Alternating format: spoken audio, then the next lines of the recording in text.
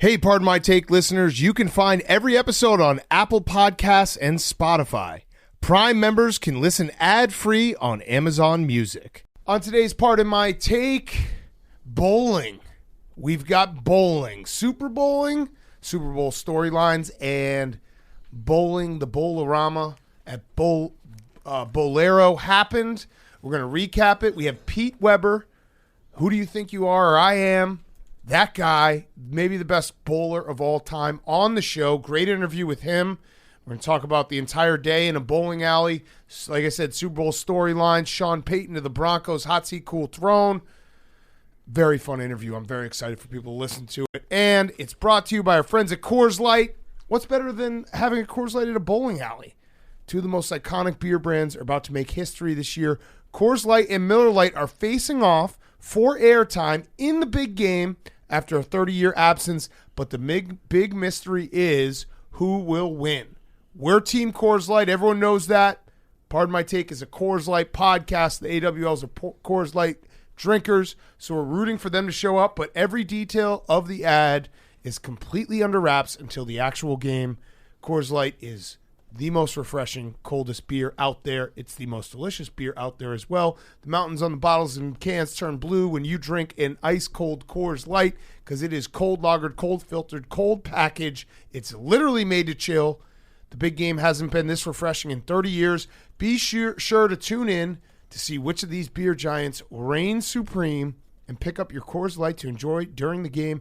Get Coors Light delivered straight to your door with Drizzly or Instacart by going to CoorsLight.com/take. Celebrate responsibly. Coors Brewing Company, Golden, Colorado, CoorsLight.com/take. We are Team Coors Light on this podcast, and you should be too.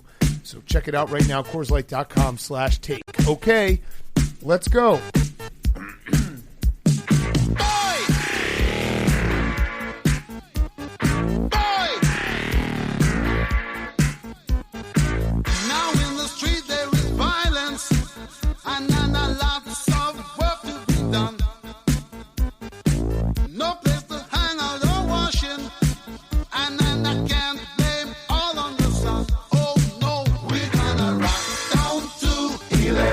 Avenue, and then we'll take it higher. Oh, we're gonna rock down to It's Pardon My Take, presented by Barstool Sports. Welcome to Pardon My Take. Today is Wednesday, February 1st, and Sean Payton is head coach of the Denver Broncos. Let's go, Sean. Good job, Sean. Good job, Sean. You got a job. And little birdie told me Vic Fangio might be joining him. Ooh. So Fangio was all but confirmed to go to the Dolphins on, Sunday? Yeah. Psych, record scratch. He might go to Denver. He used to be the head coach in Denver. That's true. But it's a new ownership group. That's so true. He might be Also willing to true. go back. And then he might also be talking to San Francisco. Yeah. Because they lost their defense coordinator, D'Amico Ryans, who's now head coach of the Houston Texans. Yes. So we had a little source off breaking news on Tuesday. It was announced that Sean Payton was going to the Broncos, and then almost instantly after, D'Amico Ryans was going to the Texans. And Schefter said it was a coincidence. Rappaport said that the Broncos were trying very hard to get D'Amico Ryans. When they couldn't, they went to plan B, Sean Payton, which seems a little weird, but I also don't think there was a coincidence there. The timing of both announcements felt more than coincidental. So I think I'm going to side with Rappaport on that. There was more to it than just a complete coincidence that they were announced within minutes of each other. Well, Rappaport is the Walmart Schefter, so it would make sense that he would have a closer tie-in with the Broncos ownership group. Yes. But I do think that there's a good possibility that D'Amico Ryans wanted to go to the Houston Texans. Yes, where he played. Obviously he played there. This is crazy. Did you know that he sued the Houston Texans? No. He sued the Houston Texans 7-8 years ago because this is when he was on the Eagles. He said that their playing field caused a knee injury for him. We are team grass. We are team grass, but they do have grass, I think. Don't they? No, they're indoors. The Texans? Yeah. NRG Stadium? No, it's got an open roof on it. What? Yeah. Really? Yeah. I think it's a retractable roof. Yeah. Is it? And it's grass? That was the one Gaga came Yeah, down from. that's right. At the It's Super Bowl. But I don't think usually it's open. I don't think it's grass, is it? I'm pretty sure it is. I think it is grass. Yeah. They roll in Really? the grass. Yes, no, they don't roll it in No, there. that's but Arizona. Big Cat, it's grass, but it's shit grass because that's where I think that's where Shit, Jules. it's so bad at grass. I that- think I think that's where 28-3. that's where Jules tore his ACL, non-contact. Either him or Wes Welker, one of the two. damn. One of those guys had a Oh non-contact. no, it's not injury. anymore. It used to be. Texans ditching grass for artificial turf. This was in 2015. Okay. Artificial surface. Okay, well, I learned something. You learned something. Yeah. So We both learned So something D'Amico. here. So D'Amico Ryan's. So it might have been grass when he was playing. It might have been. Yeah, D'Amico Ryan sued the Texans. He ended up settling with the group that like installs the playing surface. Okay. Not involving the team in the final outcome. Probably pretty glad that he didn't go through that lawsuit against the team themselves, because now he's their head coach. Yeah, seriously. Yeah, that's so. And it feels like the Texans finally got a head coach they want to keep around for more than a year. I don't think that they hired D'Amico Ryans to fire him. Yeah. That it doesn't seem that way. I think we both called it for the last 2 years. It felt like they were hiring Lovie Smith to fire him in a year just because they needed to get some of the heat off him, because they were rumored to be trying to hire Josh McCown at the time. And then before that, there was the David Culley experience. Which, Yes. God bless David Culley. And for Sean Payton, so people have been saying, why would he do this? He left. He could have gone to any team. Well, the Walton family has the most money like ever, so they probably cut him an enormous check. They also didn't have to give up as much as I thought. Like, it's the 29th pick this year, so the pick that the Broncos got in return for Bradley Chubb, which was, I think, the 49ers pick. So they got that. They have to give up that. They have to give up their second rounder next year. They get a third rounder back from the Saints, and they get Sean Payton. And if you're the Broncos, like that, Sean Payton's worth more than the 29th pick when it's been so bad, and you've invested in Russell Wilson. You got to figure out a way to fix him. Yeah. That's the biggest piece. Like, who better to fix a short quarterback whose arm might be like losing a little bit of the steam? sus. Oh, how about the guy who coached a short quarterback whose arm wasn't the strongest? He's the perfect guy. Yeah. Plus, we get a sequel to the Kevin James movie. Yeah. Where he goes to Denver and starts his own grow op. So that'll be nice. I think that he's a good fit out there. I think that he's. But it's money. It's money. It's money because the other argument would be, why would you want to go into Patrick Mahomes' division? I get that as Well, well. it's money. It's money. It's He's money. probably getting paid like $25 million a year. It's money. It's a good opportunity for him to go out and get paid a lot of money. Yeah. But he's also a very good coach. But it's money. And he's in maybe the worst division in sports. Let's get real. But it's that money. division sucks. Yeah. I'm just going to do a complete reversal on our takes from last year Yeah. about that division until proven otherwise. Although, Skip Bayless, that motherfucker, he predicted the C words to win the Super Bowl already. Oh, wow. And now he's got me thinking. It's a little early to do Super Bowl Now predictions. he's got a man thinking about maybe my C words take, but we can get to that later. But it's money. It's money. It's money. He's He going to got get paid a lot of money. He's going to get paid a shitload of money to coach the Broncos. He's probably going to be okay. I can't remember, and maybe there's like a very easy answer that's right in front of my face. Besides Andy Reid, okay, we're taking Andy Reid off the board here. Has there been a coach that like walked away and then came back for a big payday somewhere else, and he's been better at his second location than he was at Bill his Cowher's first? still out there. Bill Cowher's still remaining. Yeah, Remember how Bill Cowher was just in the just always it was like tossing around. 10 years. Walked away from the NFL, like our coaching in general. Walked away from because coaching. he really didn't walk away for that long. Walked away from coaching in the NFL and did something similar. I mean, Belichick left the Jets after I was a going to day. say Pete Carroll left the NFL and then came back and was very successful. Yeah. I'm trying to think who left. Parcells, but he wasn't that successful. I mean, Mike McCarthy. We'll see how that goes. He did walk. He did, yeah. Get fired. He got fired. He and- rolled away. Yeah, rolled away and then came back. That's a good question. I don't know. I'd have to off the top of my head. Because I maybe I'm just not thinking. Well, and Andy Reid is obviously the exception to this rule. And Andy Reid didn't even walk away, didn't he? Get a job? Yeah, he got a job right away. He got fired. I don't know how long he was in between jobs for. It wasn't long. I want to say it was right away. So yeah, the vibe that I'm getting is that he's going to come back. He's going to be a decent head coach because he has forgotten more about football than we'll ever know. Yes. And he's done it for long enough that I think he knows how to run a team. So it's going to be a completely different look for the Broncos as opposed to what they dealt with this year. Like Sean Payton is maybe the complete opposite of Nathaniel Hackett. I would in say every that's sense of the term. probably true. So Yes. I think that it's a good hire for Denver, and but I don't see him like winning Super Bowls in Denver. Yeah. At least yeah. not with Russell Wilson. Yeah. So yeah, Andy Reid was he was out of a job for 5 days. Okay, 5 days. So Andy Reid stepped away from football For 5 days. For 5 days He was and got fired. He left the Eagles on December 31st, 2012, and he was hired by the Chiefs on January 4th, 2013. Yeah, is there a coach out there that is left coaching football entirely for a full season or longer that came back that's stronger? We're definitely forgetting someone. Yeah. Very obvious, and people are gonna. This is one of those moments where people. I mean, no, John Gruden, that didn't go well. No, we're just having the conversation.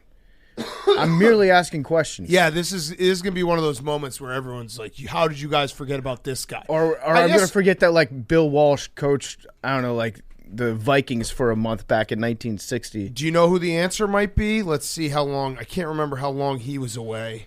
I'm gonna pull it up. The answer could be.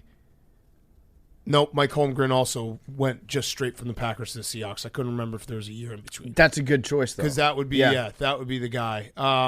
So yeah, I think the Broncos had to do this move, and it's money. I would love to know how much he's getting paid. Yeah, maybe we can ask him in Indy. They should definitely publicize how much coaches make. We need to be like Sean Payton, yes or no question. Just be like, I would like to just know how many zeros. No, because it's definitely more than 10 million. Or actually, you think it's more? I think it's probably right around 10 million. Oh, it's definitely more than 10 million. How much does Belichick We make? we don't know. That's the best part about NFL coaches. We don't know how much they make. But Bill Belichick probably makes like 20 million a year. We knew how much Gruden made. Yeah. His contract was public for that was 10 reason. million. Yeah. So he's definitely getting paid more than Gruden, I think, because it's a rich owner who's desperate to have a competent organization again, and Sean Payton who could go out and do the bidding anywhere he wanted. It's true. So it's got to be a pretty big dollar. I'm seeing, and now this is on Spotrac. Okay. It says that when he was with the Saints, his salary was 5 years, $42.5 million, so $8.5 million per year. Yeah, so he's definitely getting probably at least 15. 10, I would say 10 plus. I would say at least 15. Okay, let's talk some Super Bowl storylines. We said we'd do it on Wednesday, and it's Wednesday. It actually is Tuesday right now. Happy birthday, PFT. It's still your birthday. Thanks, Big Cat. Happy birthday on Monday. Birthday week, yeah. How do we want to start Super Bowl storylines? Should we just go from the obvious and then whittle it down? I also asked Hank to make a haters list to watching the Super Bowl. Yep. Because he hates this. Speaking of obvious Travis storylines, Kelce. This Yep. is wild. Yeah. Travis Kelce's on TV right now. He's at the Kansas State game. Storyline number one. Did you guys know that the Kelce brothers are brothers? So I didn't until you just said it that way. Yeah, it's kind of wild when you put it that way. Yeah, okay, so I have a take, and I know that this one's going to get beaten to death, the Kelce brothers. It's going to be talked about nonstop. It's probably, outside of Andy Reid and the Eagles, it's probably the number one Super Bowl storyline. I actually think it is very crazy. Like, that really they cool. are the first two brothers to face off in a Super Bowl, and they're both really fucking good. Yeah. It's one of those ones where people are going to make jokes about how everyone's, overstating it. I actually think it's wild. It's very cool, and you have to. I think it's wild. And, It is wild. Let me say, if you're the parents, none of this. I'm not picking sides. Bullshit. Mom needs to pick one kid. Dad needs to pick the other. Yeah. and Well, you they got to both root have hard. one too. That's Yeah, they I both know. have one. It's for bragging rights. And they're both like really, really good at their position. They're- like amongst the all-time greats at their position. they're both number one at their position right now in the NFL, probably. And they're both. For sure, they're definitely both one. What would you say in terms of most important players on their team? What's Jason? He's probably like the third most important player on the team. Travis is probably the third. Travis probably too. No, he's probably Chris Jones Jones, too, yeah. and then Travis. So they're both like, that's the crazy part. It's not that they're just playing against each other. They're both fucking awesome, and the mom. They're both probably going to the Hall of Fame. Yeah. And the mom. I think the mom's going to probably go with. I think she's Jason. a Jason guy. Yeah. Dad, go with Travis. Yeah. Okay. So Travis is a dad. You know that dad picked the name Travis. Yeah. Mom picked Jason. Yes. She's got the split jersey ready too. Yeah, she does. And it actually, the way she split the jersey, the inside is Travis. I feel like that might go against what we just said. There's feel more like red than green. Yeah, there. there's way more red. She has than the green. shoulders on the. And that's green. like if you see her, you're going to see a lot more red. So maybe we had it reversed. Maybe it's actually. I don't know what the back is. The back is probably Oh, Jason. the back? Yeah, Yeah. the back looks purple. Or Okay, so green, that's excuse first me. storyline. Billy, what's this look? What do you got? You have Billy? something to say. Billy's got something Billy, hilarious.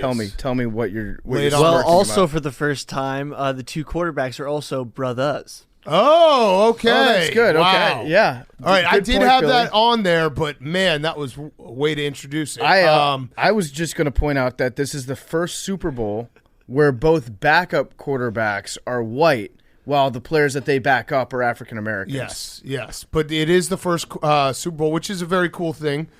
Two black quarterbacks starting in the Super Bowl. Speaking of Jalen Hurts, I also think there'll be a little storyline. Last time he played in a championship game, he got benched at half. Yeah. Will Gardner Minshew come in? I actually had that exact storyline Yeah. on my list. Yeah. Yes. Can I start? We'll get to you. Okay. We'll get to How you. about this? People are talking about the Kelsey Jalen brothers Hurts and Jason. and Okay. the quarterback brothers, but no one's talking about Fletcher Cox and Gainwell being cousins. Oh, that's cool. Did you know that? That's very cool. Whoa. Another thing, You never would guess that. no one's talking about is no matter who wins the Super Bowl, it will be the 22nd Lombardi Trophy for a Wisconsin Badger. Not a lot of people That's are talking awesome. about that. So Leo Chenal on the Chiefs, and who's on the who is it on the fucking? I know it. T.J. Edwards on the Eagles. Okay. So linebacker you. So someone's getting it. So yeah, not a lot. I haven't heard a lot of people talking about it. Think it should be talked about more. We've also got two Australians in this game. Ooh. Jordan Mailata. There's definitely going to be some stories about how Jordan Mailata did not play American football until he was super old. Yep. And then somebody in Australia was like, "Hey, Mike, you're 5 stone and whatever 6'8" is. Yep. And hey, maybe you want to go give this a shot." And now he's like one of the best players in the NFL. Yeah, Chiefsaholic. I saw there was a piece on him in the New York Times, maybe trying to cuck you, Billy. Low key. Yeah, low key. I So- provided a lot of the New York Times content You last did. week. You did. You did the reporting. They just did a fucking, a mixtape of your reporting. Billy's the gray bro. I like it. Yeah. There's also, everyone's talking about Andy Reid, former coach of the Eagles. Well, no one's talking about Nick Sirianni, former coach for the Kansas City Chiefs. Yeah. He was their wide receivers coach for many years, an Yes. offensive quality control guy. He was there in Kansas City for, I think, like 4 years before the new regime came in. Andy Reid didn't hire him to stick around. Wow. Then Revenge he leaves. game. Yeah, revenge game. And the Andy Reid storyline is also one of those ones that will get overblown, but is very cool. He's the winningest coach in Eagles history by almost double. Do you know who's second? Buddy Do you know Ryan. who's second? No. Max, it's actually not one of those, like, I'm not trying to put you on the spot because it's one that no one should really know. I have no idea. It is Greasy Neal. Greasy Neal. And I went down a rabbit hole of Greasy Neal facts. I just want to share a little Greasy Neal stuff. So Andy Reid has 224 games coached for the Eagles. Greasy Neal has 111. Andy Reid, like I said, most wins for the Eagles all time. Greasy Neal played professional football, also played in Major League Baseball. He did it at the same time, so he was Dion or Bo before those guys. He won the World Series in 1919 with the Reds, hitting .357 in the World Series. He also coached the Eagles to 2 titles. He coached the Steagles during World War II. He coached college football and coached a team to a shared national title, including the only 0-0 tie in Rose Bowl history. He also coached college basketball for 2 years and college baseball for 6 years. This dude did it all. Is he the Greasy Neal? the greatest coach, the most versatile coach? I mean, that's of crazy. all time. That is nuts. Yeah, the fact that he was playing with Jim Thorpe in what was before the National Football League, while also winning a World Series with the Reds. So, Shout out Greasy Neal. Greasy Neal, what a guy! And his name is not because he was greasy on the football field. It was read that he got the nickname in a verbal joust when he was a kid. And somebody just called him Greasy? Yeah, I think they were just having like a name off. That's tough that Became one stuck. Greasy Neal. Okay. Yeah. I like Yeah. it. Shout out Greasy Neal. Yeah, I just wanted to, share Greasy Neal. That's some great, and Andy Reid is going to, we're also going to get a lot of like fun Andy Reid stories. I saw Yep. one that was retweeted from 2018 about Andy Reid, who grew up in LA, and his favorite place is Tommy's Burgers in LA, and he gets him flown to Kansas City, and he's quoted as saying, "They're good for your joints. the grease keeps you lubed up, man. Yeah. So I mean, spot the lie. we're just gonna get fun Andy. Like we're gonna get the Andy Reid looking like 25 years old playing against 12-year-old pictures. We're gonna get all that stuff. Andy Reid. Andy Reid food stories. And there's not enough Andy Reid stories. He's the best. There's not. Every Andy Reid story that you hear, you never hear a story about Coach Reid, and you're like, oh, man, that dickhead. You're always like, about Coach Reid. Coach Reid. About Andy Reid. Yeah, I was going to say about his son. Andy Reid. His son. Yeah. But you never hear a bad story about Andy Reid. Yeah. And Andy Reid, the coach. Andy Reid, the coach, yes. And he's a Mormon. He's a Mormon. So He doesn't drink. this He just eats. in true Mormon tradition, he will have an opportunity to get 2 rings. Yeah. Yes. And Texas quarterbacks are back. yes. So both quarterbacks from Texas. Feels like we've been, I don't know, we haven't had the whole Texas quarterback discussion in a while. When we do have it, it's always like they happen to go to the same high school. Yeah. It just maybe like 5-6 years apart. This one, they're from completely different parts of the state. Neither one was recruited by Mac Brown to play safety at Texas. 2 great quarterbacks from Texas. Texas back. This is the most Johnsons in Super Bowl history. There are 4 Johnsons playing in this game. So a lot of Johnsons. Wow, that's a lot of Johnsons everywhere. I'm surprised that it hasn't happened before. Yeah, okay, I got to admit, I kind of most fudged this popular one a little bit. football Yeah, that one's fine. I kind of assumed that this was the most Johnsons. Let's just say it is. I think it's the most Johnsons. Yeah. There's 3 of them on, I think 3 on the Eagles. Yeah. So this also is Andy Reid is trying to become the 14th coach to win multiple Super Bowls all time. So there's 13 coaches that won multiple Super Bowls. I'm going to say off the top of my head, I'm actually looking at it right now. All in the Hall of Fame? I think he'd be the first coach to win with 2 different teams. Yeah. Or no, he 'cause- won with the Chiefs. I'm an idiot. I was thinking he won with the Eagles. Yeah. So he would be the 14th, not all in the Hall of Fame. I don't know did Tom Flores get in the Hall of Fame? George Seifert's definitely not. I don't know. George Seifert has 2. He also would then be on the precipice of joining the elite club. There's only 4 coaches that have won more than 2 Super Bowls. So it's Belichick, Chuck Noll, Joe Gibbs, and Bill Walsh. And I think he's got another one in him. Right. So with Mahomes. And here's the other one with Mahomes. He would be the 13th starting quarterback to win 2 rings or more. And he would also be close to the elusive club of 4 starting quarterbacks who've won 3 or more. That's Tom Brady, Terry Bradshaw, Joe Montana, and Troy Aikman. He also, if he loses this one, would join the very elusive club. There's only one other quarterback all time who's 1 and 2 starting in the Super Bowl. Anyone got it? 1 and 2. It's not Aaron Rodgers. No, he's only been to 1. He's won the same amount of NFC Championship games as Rex Grossman. It's That's just a fact. That's not a hateful thing. That's just a fact. one quarterback with 2 Super Bowl No, losses. yeah, 1 and 2. 1 and Exactly 1 and 2. There's obviously Jim Kelly lost 4. There's quarterbacks who've lost more than that. Yep. But exactly 1 1 and 2. Give me a hint. It's happened in the last 25 years. 1 and 2 in the Super Bowl. That would be Kurt Warner. I was actually just about to say Kurt Warner. Kurt Warner obviously won with the Rams, lost with the Rams, and lost with the Cardinals. yeah. So Mahomes would be with Kurt Warner as the only other quarterback who's exactly 1 and 2 in the Super Bowl. Is he the only quarterback, Kurt Warner? Is he the only quarterback to lose 2 Super Bowls with 2 separate teams? Good question. No, he's not. No, wait. Let's look it Peyton up. Manning lost one with the Broncos, but he never lost one with the Colts, right? He lost one with the Colts to the Saints. To the Saints. That's Yeah. right. There we go. Yeah. So, yeah, it would be elusive or very, very exclusive club that Patrick Mahomes would be joining 1 and 2. So you're talking about Wisconsin, the storyline of a lot of Wisconsin players in the Super Bowl. Yeah, I mean, it's not a big deal. Maybe It's we just should like sh- no matter what, maybe we we get our should- 23rd Lombardi. we should show some 22nd. respect to the emergence of the University of New Jersey, Rutgers. They've got 2 running backs on the Chiefs from Rutgers. So they've got Pacheco, Yep. and then their fullback is also Hell from Rutgers, yes. and he never plays. But That doesn't matter. this is that room, the running back room, is dominated by the Scarlet Knights. Yes. So a lot of good Super Bowl storylines. Oh, here's a fun one. This is also the first time that any team has had their 2 starting receivers both have hyphens in their name. Valdez Scantling and Juju Smith-Schuster. Oh, wow. Yeah. That's wild. pretty That's cool. too bad Clyde Edwards-Helaire is injured. Yeah. Yeah, that is He too would bad.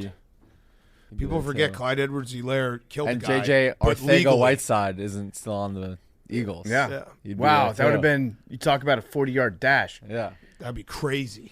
That'd be super wild. Okay. Hank, Are you ready for the haters guide to the Super Bowl? Sure. Lay it on us.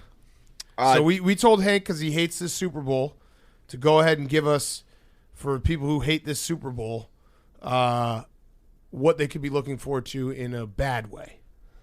Jalen Hurts won the conference championship, spent the next night going upstate to New York to the Syracuse-Virginia game when he has no ties to Syracuse or Virginia. Just a weird move. Shout out Adam Weitzman. Though we talked Booster. about Oh, is he who brought him? Yeah. Well, that's why. That's the connection. Money. You don't know He that. brings up big-time celebrities he like pays every home guys to game. go to the games with him. It's actually like, honestly, I want to hate the move, but if I had endless money, I would do the same It's thing. right on the scores table right next to Boeheim. Yeah, like wouldn't It's like you do the same Boeheim, thing if you were him. just like, hey, This I is can- all right. We'll move on. Like I Brady could just and pay, Edelman, I right? could pay. Didn't Yeah, Edelman Brady go? and Edelman. Giannis went. If you Jimmy could just Fallon, pay, yeah. You gotta have some deep pockets. Josh to be able Allen, to, Stephon Diggs. Yeah. to afford Tom Brady to come watch a game with you in upstate New York. But how sick would that be if you had that money where you're like, all right, I got a private plane, show up, we'll hang out, we'll watch my favorite team, I'll be we'll there for take the some Duke game. pictures, and that's it. I gotta admit, Shout out like, game time. You would do the same if you had endless money. it sounds kind of loser behavior. It does. It's but basically like you're a prostitute. Okay. It's like you're hiring male friends. Yeah. Listen. I've gone through this thought process because it was like 3 or 4 years ago. I asked, I think it was Hubs because he went to Syracuse. Like, what's the deal with this guy? Because he always had famous people with him. He's like, he's got a shitload of money. He's a huge booster, and he just pays for like famous people to go to games with him. And I was like, what a loser. And then I realized if I had $1 billion and I couldn't, if you're on that precipice where it's like you can't own a sports team, but you have so much money that you don't really know what to do with it, I think I'd probably do the same. Okay, so I think I'd just be like, hey, Justin Fields, you want to go to the Kohl Center real quick? I think it's a huge loser move, and the guy's a loser. I'm going to continue to call him a loser seems like until a nice he guy. offers for us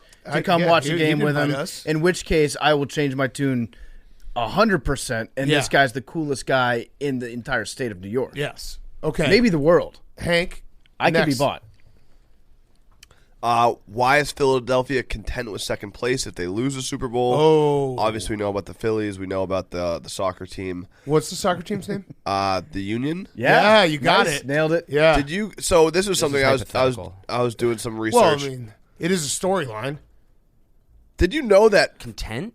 Who said that? Well, Philadelphia, Max, if you let me finish. Philadelphia, the Declaration. I don't know how much of a history buff you are.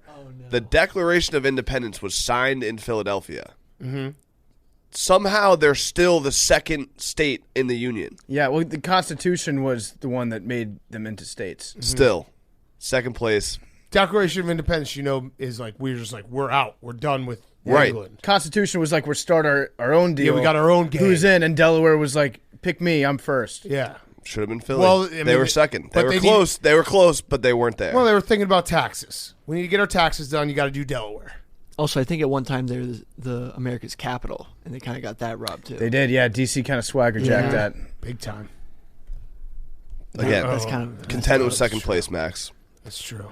I don't care about history. Patrick Mahomes is probably going to catch Tom Brady for most Super Bowl losses. You kind of brought that up. Stole my shine there. He would get what? He's on his way. Like, people are talking about how he's on his way to catching Tom Brady. The only thing that he's going to catch Tom Brady in is Super Bowl losses, not wins. So this would tie him with Tom Brady This for would- Super Bowl No, losses. Tom Brady has 3. Yeah, Jim Kelly has 4. You guys are really just. Do you want me to do this list or All not? right, wait. Say it again. Say People the fact keep again. talking about fact or fiction. Patrick Mahomes is going to catch up to Brady, right? That's the storyline. Well, Right. In he my eyes, becomes- he's going. The only thing that he's going to catch up to Brady on is Super Bowl losses. Got it. Okay. Got it. He would lose this one and would still need to lose another one. But if he did, then he would catch up to Tom Brady. Losses. Yeah. Got it. Got it. Ketchup. Mahomes. Fox's, and this is again, you wanted me to do the hater list, so this is something that haters are going to talk about. I don't necessarily agree. I love Greg Olson, but Fox is doing the game. Troy Aikman and Joe Buck aren't doing it. Yeah. Yeah, I've actually seen nothing but praise for Greg Olson and Kevin Burkhardt over the last month. People have just been going out of their way to They're compliment very them. good. They're Yeah, good. I think they're Very good too. good. I'm just saying. This is you. There will definitely be some people Yes. complaining, but that just comes with the territory. Yes. I think And they're that- not real complaints like Romo. I think the same people that complain about Joe Buck would be the same people that would complain about Joe Buck not doing the game. Yeah. Does that make sense? Yes, absolutely. The biggest draw for this game is Rihanna. There are definitely people who are going to tune into the Super Bowl being like, "Where's Joe Buck?" Right. Yeah. Yeah, that will happen. Joe Buck should do his own alternate stream like on Twitch. Yeah. Rihanna's the biggest draw? Yeah. Okay. Actually, someone tweeted me that like this is the most boring Super Bowl ever. I think they were just a hater, and they're like, it's just a Rihanna concert wrapped in a football game. I was like, okay, That's still kind of cool. sounds cool. Stephen A. Smith said one thing she's not is Beyonce, though. That's true. So Stephen A. is going to be watching just pretending she's Beyonce. Yeah. Okay. First, But he never said that because it got deleted. What do you mean? He deleted it off Twitter. But then he made a personal apology video to Correct. Rihanna, which is like But- next level Stephen A. But Smith. the real like video was not there. Now Rihanna has to engage with me and talk to me about how I'm Yes. sorry that I disregarded her. first Super Bowl in Arizona without the Patriots involved. Will anyone even care? Yeah, no, I was just thinking about that. People are talking about that. They are talking about that. And then, I don't know. I mean, again, I guess Max doesn't care about history. He probably doesn't care about government either. But I don't know if you guys saw what the Philadelphia mayor said. He said, we'll blow the doors off this parade. I'm on my way out. I'll spend whatever they want. That's kind of nice if they win, but if they lose, you're just kind of admitting that you don't give a shit about doing your job and caring about your city. So, you know, again, I guess he doesn't care about that because whatever, but. Also, fun PMT storyline. This was the first Super Bowl city that Hank, PFT, and I all hung out. That's Yeah. true. In Arizona, yeah. On my 30th birthday. That was a fun time. Yeah. What a Great time. What a It was great a great night And it that led was. to one of the craziest finishes in Super Bowl history. It did, yeah. I wasn't there for that. I Yeah. was there for that. Oh, well, that was week. Yeah. Yeah. best weekend of my life. And I peed in I guess Dustin I'll, Pedroia's pool. I'll count that as part of the weekend, but that was the best weekend of my life. That was a fantastic weekend. I was looking through my pictures on my phone the other day. For some reason, I was scrolling back to that weekend, and I had a picture. I sent it to Hank. It's of that snap right before Russell Wilson threw the Whoa. interception. I sent it to him. I thought he would enjoy it. Did you enjoy it? Yeah, I loved it. Yeah. You always have those memories. You know? Yeah, truly. Rick Ross. Probably after never party. happen again, but like at least you've got those memories. Yeah. That's not true. Oh, You guys, I will have those memories. You guys no. have no Don't have any of memories. those. No Nope, memories. no Yep. happiness. We're like Memento. We But wake up every day. maybe this weekend, maybe Max. I'm officially Chiefs. What did by the Mike way. Oh, Ditka of say? course you are. Of course you are. The passes for cowards and losers. Is what Cowards Mike and Ditka losers, said. yeah. No, of course. We all knew you were going to end up on the Chiefs. Yeah, it's not really a surprise, Hank. Now, I'm not saying that I'm not also going to support the Chiefs, but it was pretty obvious this whole time that you were not going to be on Philly's side. Because you can convince yourself, and I actually kind of agree, like reaching Tom Brady's Super Bowls is a monumental task. It's more like in the now, you want the Chiefs to win. Maybe in 10 years, you will be like, whoops, if he's going for his sixth. Right, but I have to sit with this guy 2 feet in front of me. Yeah. Mm-hmm. Yeah, that's true. Philly's also coming for Titletown. So. Oh, really? Yeah. The Sixers? Hottest team in the NBA. the Phillies, the Union? the Union, Yeah. Titletown, baby. You guys have to We're win the building title something. first. Every team in Philly Max. is very Max, good right this now. is Wait, who's Max, the you best? Need, What's you need the, to who's chill the out. best That was a team bad- that in was- the I should've NBA? said Yeah, that. I should've Max. said If I were you, I would delete this from this podcast. Who is currently the number one team in the NBA, Max? Who is currently the hottest team? in Who the is NBA? currently the number one team in the NHL, Max? I don't care about hockey. Got it. All right. Just curious. Max, I'm just For the saying, record, it's the Celtics and the Bruins. you should have at least one title under your belt, like current title, for you to start no, saying that title. was- time. that Or was- like that one was- title in no, the no, no, last, no, I don't know, no. 10 years? Well, the We're Eagles. on the Yeah. Eagles. Yeah. Okay, they got one. Yeah, it was it was pretty big. It was against your Patriots. What do you say, Bill? All right, this was like a just set that me was up a to bad- just that was go. a bad was pick it? for me No, to say. wasn't. I Bad. like that. The haters list. It was good. Try to bring Billy, some you got history another. into You it. got another brothers joke? No, but trust Oh, the process has probably been the biggest Ponzi scheme ever, like Yes. perpetuated on a city. Literally. I don't know. It kind of worked. They've had like 7 processes. None of them have worked. The But process. they got the guys. They just picked the wrong guys. Picked Markelle Fultz and Ben Simmons, and Nerlens Noel. The actual. Well, Embiid, yeah, of course. But I'm saying the process. I always am a fan of the process because I always thought the brutal honesty of a team being like, we're trying to suck so that one day we can get good. I actually am a big fan of. Yes, tanking works. It Yeah. objectively works. If if the Redskins had lost to that Dolphins team, Yeah.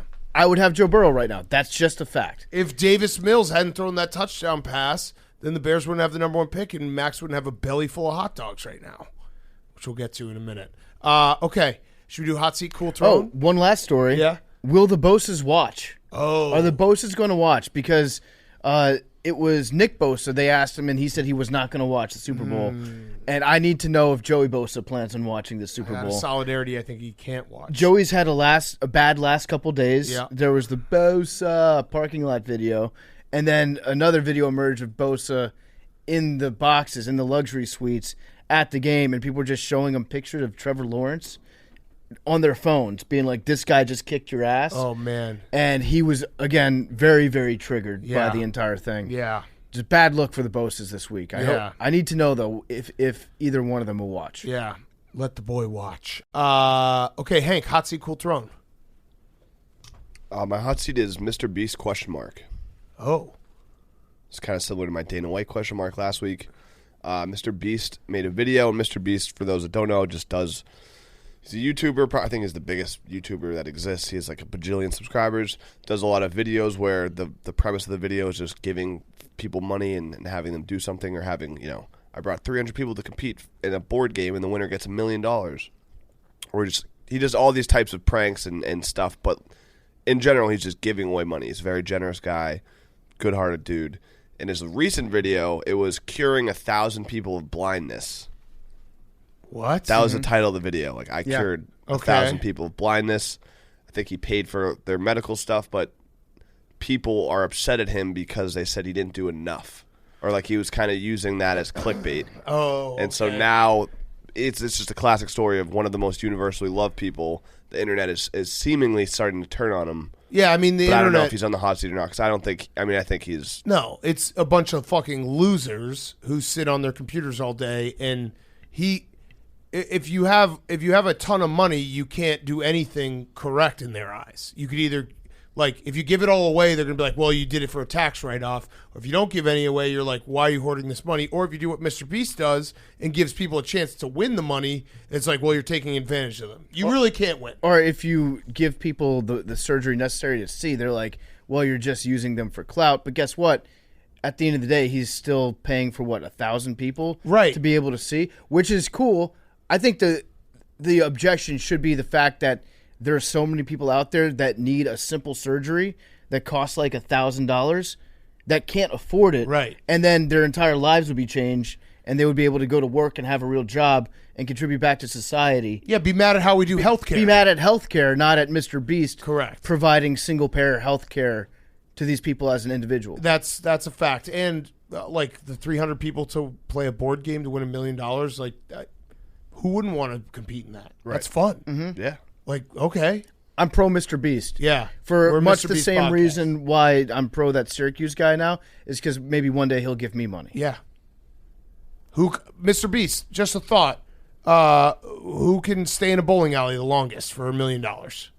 We're up for it. I'll do it. Let us know. My cool throne is Max Homa. Yeah. Okay.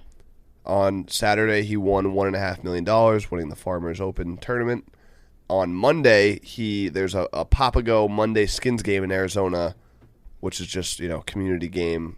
He won. He showed up, won, shot a 67, won $400. That's fucked up.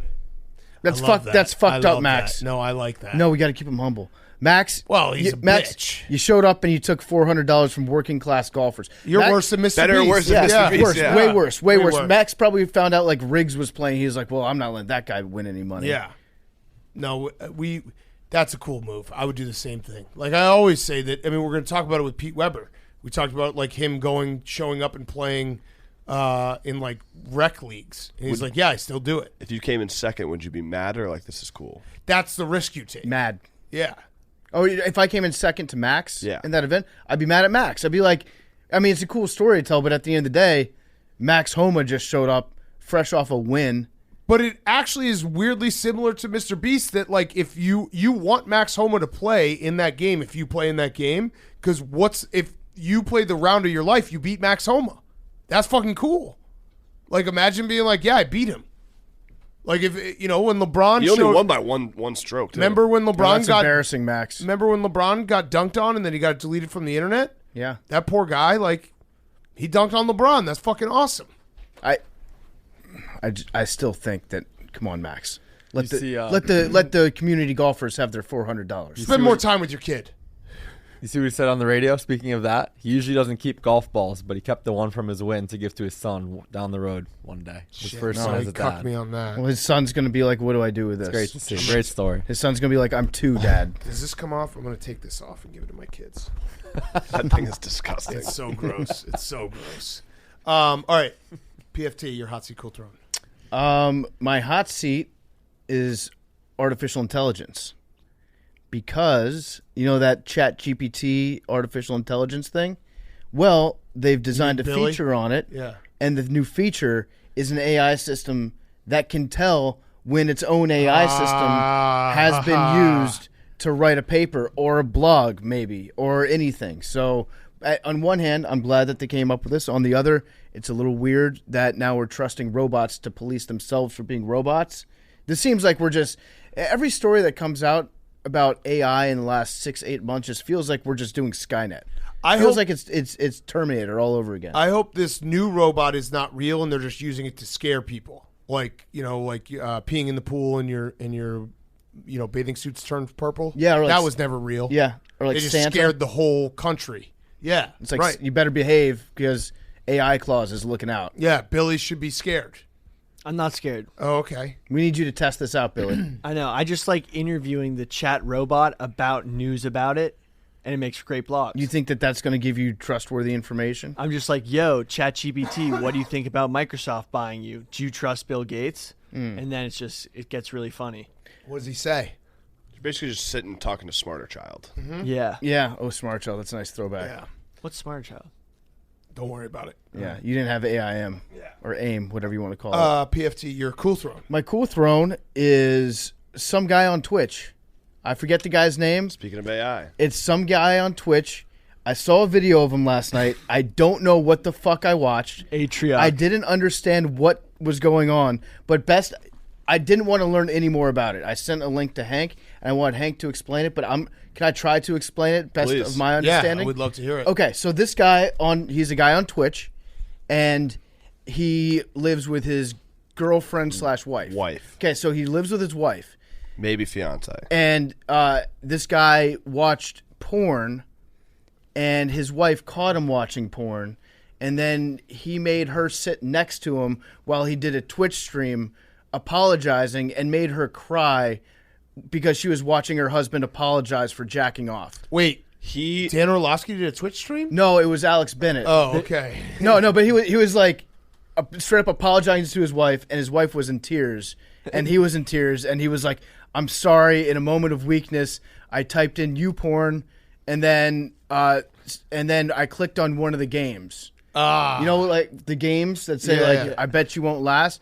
I didn't know anyone ever clicked on those. This guy did and got caught. Damn. So he didn't get caught. He got caught by his stream. Like he was streaming, he was on his internet browser. They saw the tab and they saw the website that it was, and they're like, "What the fuck is this?" His video, he said, "I've been doing all this AI research, talking about all this AI and similar thing." It was a website that pops up. He's a popular streamer. He's friends with all the big female streamers. Oh. Wait, so he can't watch porn? The website that he was on is an AI porn website that is deepfake. It deepfakes the girls that he's friends with. Okay, that's different. So he's jacking off to that's his friends. different. That's Yes. fucked up. Yes. But it wasn't. That's It wasn't even them. It was No. deepfakes. Yes. Yeah, Of that's who? fucked up. It's like Pokimane. Yeah, like, he's his doing- his names you're not gonna know. he's like, But- look- and he's friends with them. Yeah, Like, it's like he like streams yeah. with them and interacts Got with it. them and stuff. Yeah, so that is kind of to be like, oh, this girl's hot. Let me deep fake a porn so I can jerk off to her. And then he made his wife sit there while he apologized for jacking off to his friend. Yeah, Right, but That he makes said more he just sense. clicked on it by accident. Yeah, yeah. Okay. And he was like, "I've been doing all this AI research, so like." He tried Sounds to like tie it Billy. in. Yeah, It's a real life Shaq meme. I'm sorry, Pokemon. I was not familiar with your game. Yeah. Damn. That's tough for him. yeah. Okay, so I'm on the side because this whole like deepfake thing. The poor wife. I'm on we've the all- side of the poor. Yeah, I'm wife, on 'cause her that shit side. is- She got brought onto a stream to cry for clout. That's tough. As Someone far as And probably knowing that your deep-faking husband's her. like jerking off to like the people that he basically works with, kind Yeah. of like it's weird. And he was like, I've tried to be a good guy, and I had a moment of weakness. I don't know what his term for moment of weakness is or where that comes in. Like, I've never clicked on a link being like, I want to jack off to my friends. Yeah. That's not really, that sounds like a lifestyle choice, not a moment of weakness. But the whole deepfake thing is really strange because we've all been worried that it's going to come to the porn issue at some point. And so now there are just websites out there that you can just deepfake anybody doing porn.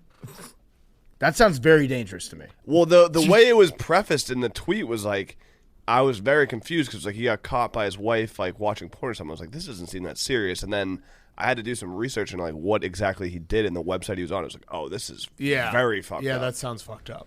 I don't know who she is, but I stand with Pokemon. Yeah. I Yeah. don't even know. Yeah, shout out to Pokemon. Yeah, Pokemon. it's fucked up. If a guy that you thought was your friend was jacking off to you low key, Yeah. that's tough. Yeah. Pokemon. All right. My hot seat is, I guess, how I shower because I shower in the morning. So Billy actually retweeted this onto his timeline. I saw it. It's a meme that says blue pill showering in the morning, red pill showering at night, and then it's people with common sense, and it's a bunch of red pills. And I've always showered in the morning.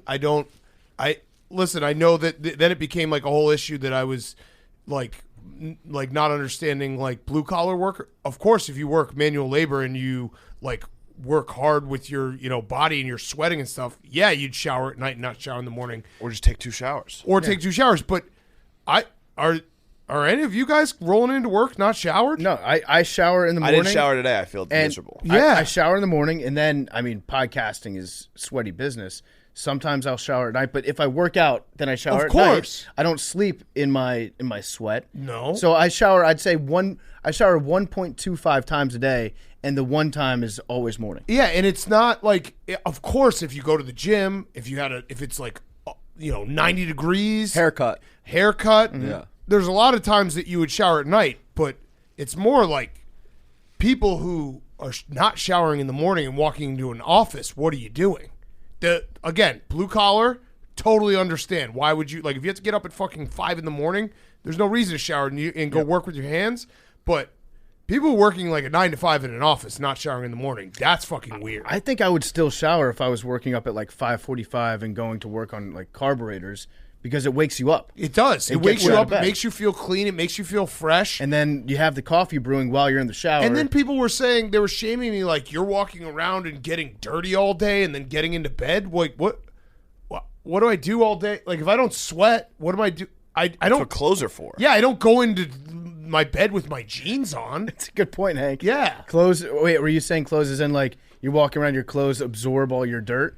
They block it. Right. I'd say they also absorb. They absorb. But then the you dirt that take off put your out. clothes and, like, I put Yeah. Yeah, I but if put you're on wearing a multiple new. layers, it's not getting through multiple Yeah. layers. So the routine is you go home, you go to bed, you take your clothes off, you're still wearing your underwear. Yeah. You get in bed, and then in the morning you shower, and then you put on the new underwear. Correct. Yeah. It's crazy. I was thinking about this. Sometimes I don't shower in the morning, but I wash my face and use a lot of deodorant. Okay. Yeah, But we that's can tell usually those after- mornings. Yeah. Go off. That's usually after I work out late at night and I shower directly afterwards. Yeah. So Okay, that makes sense. I And it do. depends on how clean the sheets are too. if I shower late at night, because sometimes I do Yep. shower late at night too, I won't shower the next morning. I get that, but sometimes I do just out of routine. yeah. I do that occasionally. So if it's a late night workout, you shower before bed, then you wake up in the morning, you might just do like a little dust and you get out. But mostly that's the only time that I'll ever not shower in the morning. but also you keep your AC or don't turn your heat on so you don't sweat. I sweat every you're night just I cold. sleep, no matter what. So that's why I also shower. But it's weird. I guess I'm in the minority that people are not No. showering in the mornings. I think it might have also been a troll. I have 2,000 replies to the tweet Yeah. of people debating showering, and I don't know. Showering in the morning. Yeah, It's you actually gotta shower in the morning. it's actually a perfect debate because everyone lives such different lifestyles. Yeah, that I guess. Yeah, it is a whoever dumb showered. debate. It's like one of those ones like, how do you not eat this with this? It's like, well, Well, like we should start one like, do you eat? Is breakfast necessary? That would cause a stir.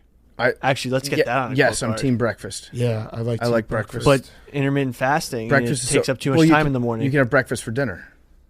No, but just like eating when you wake up. Do you do that? Are people going to be like heated about this? I think it'd fall right with showers. I eat breakfast 50% of the time. I think it's just weird to not shower in the morning because like it makes you fresh for the day. Like Yeah. it wakes you up. It like you put feel on clean. new clothes.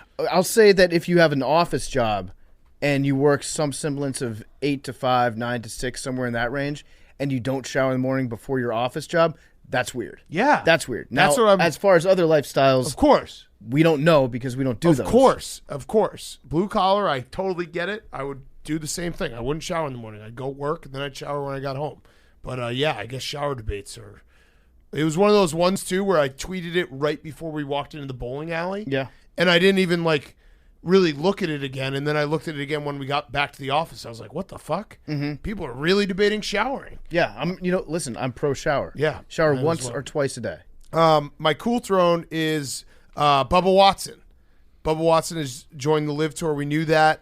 Also, just shout out anyone who joins the Live Tour like after the first wave. It's a lot easier. But he said the reason why he joined the Live Tour is because, quote, my 10-year-old was sitting in the bed with me and we were watching golf on the TV and he knew the aces. Everybody knows the aces. They keep winning. He knew the aces. He knew the stingers. So he basically was like, because the team aspect and my kids can follow along easier, that's why I took like $100 million from the Saudis. Yeah, no, that makes sense. So I like it. So he also said, like, my kid loves the Cowboys, Yeah. the Yankees, Yeah. and the Aces. So now we get to add the Aces to Hank's favorite teams. Yes, you're an Aces guy. Big time. Put a future on the Done. Aces. You love the Aces. Done. Always been an Aces guy. All right, Billy, your hot seat, cool throne. My hot seat, also Mr. Beast, also the other streamer, and showers. Oh, okay. and, all that. But last don't one, have to do New it. You York don't force Times. it. New York Okay. Times, because not only did they feature a story I wrote, I was in the New York Times for the bone hunting things. New York Times. I shouldn't be in the New York Times this much. No, I Yeah. agree. Yeah. That's actually, What the fuck, dude? Billy, I think that might be the smartest thing you've ever said. Yeah. Kind of weird. Billy football should never be featured in the New York Times. Yeah. Kind of was like, what the hell? My cool throne is the Dallas Zoo, because there's been a string of break-ins in the Dallas Zoo, breaking out various animals, cloud leopard, emperor Monkeys. tamarin. 2 monkeys were stolen, but they recovered the monkeys. Oh, nice. Cool throne, Dallas Zoo, What about because the- something was going on. Leopard. The in cloud there. leopard. The leopard escaped. They found it and put it back in, and then there was a vulture that got seriously injured, and then another monkey was also released, but then found. But someone was literally breaking into the zoo and trying to steal animals. That kind of rocks. Yeah, it does. I'm if that's what the Joker is up to, then I love the Joker. Unfortunately, it wasn't like a wildlife, like PETA type. It was like exotic animal smugglers trying to steal them. Oh, I don't like that's that. not- Yeah. That doesn't rock. But if it's just for the chaos aspect, if it's like Heath Ledger's Joker and what he's doing in Gotham is just like breaking in and opening up like the giraffe gate, that's fucking awesome. That's like Goodnight Gorilla. Yeah. That children's book. OG Joker. got it. Yeah. Yeah. OG Joker. All right, Jake. My hot seat is Pro Bowl qualifications. Yes. Tyler Huntley, who Yep. threw 2 touchdowns and 3 interceptions this year, is heading to the Pro Bowl. This kind of bummed me out because I understand there's injuries and Yeah, Super yeah. Bowl exemptions, but there's got to be. So what you're saying crazy. is the Ravens can afford to get rid of Lamar. Yeah. Because Yeah, they've they have a got Pro Pro Bowl Bowl quarterback quarterback. behind him. it also is I just agree. so stupid that they have to send someone when they aren't even playing the real game this year, right? Right. I don't get it.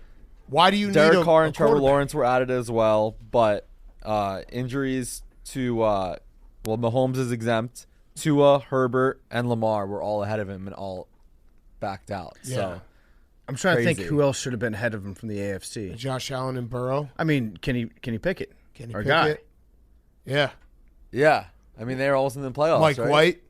Yeah, Mike Yeah, White Mike- would have been a better choice than Tyler Huntley. I agree. I guess because the Ravens made the playoffs and he started and almost won that game. Yeah, that's true. Mm-hmm. That is true. So Okay. yeah. My cool throne, first responders, specifically in New York City. It was officially announced earlier this week that Barstool Sports will be hosting and broadcasting the annual NYPD FDNY hockey game on Barstool.tv. Hell yeah. Who's going to be Saturday, who's gonna be doing the April play-by-play? April 15th. I'll be joining the Spit and Chicklets crew. Oh, wow. Nice. I'm very excited. So me and Biz in the booth. I Saturday think what? April 15th. Oh, tax day. So, is it? Yeah. April 15th. Well, I guess this You have year to it would do be. it the Tuesday? Monday, Yeah. 17th. So the way the schedule works is that time. Do you not pay your taxes? No, I do. How'd you not know April 15th was He tax day? probably pays right when he gets the form. Right when I his send my 1099 stuff to arrives. someone. They help. Okay. Got Yeah. it. Sounds like you don't pay your taxes. You know, I do. I can send the you know, forms somebody else who does. to you it. guys. Yep. You and Bosco. So the way the schedule works out is that when this game's being broadcasted by us Saturday, April 15th, it's at the time off in between the regular season and the postseason for the NHL. So we will be the only game on that. Oh, hell weekend. yes. Nice. So there's no conflict of watching hockey and watching us, Love watching it. NHL. So yeah, Barstool.tv. We'll have more information as it gets closer. But Saturday, April 15th, with the Spit and Chicklets crew. FTNY versus the NYPD. NYPD. It's going to be a sold out UBS arena where the Islanders play. Gotta get your Irish names ready.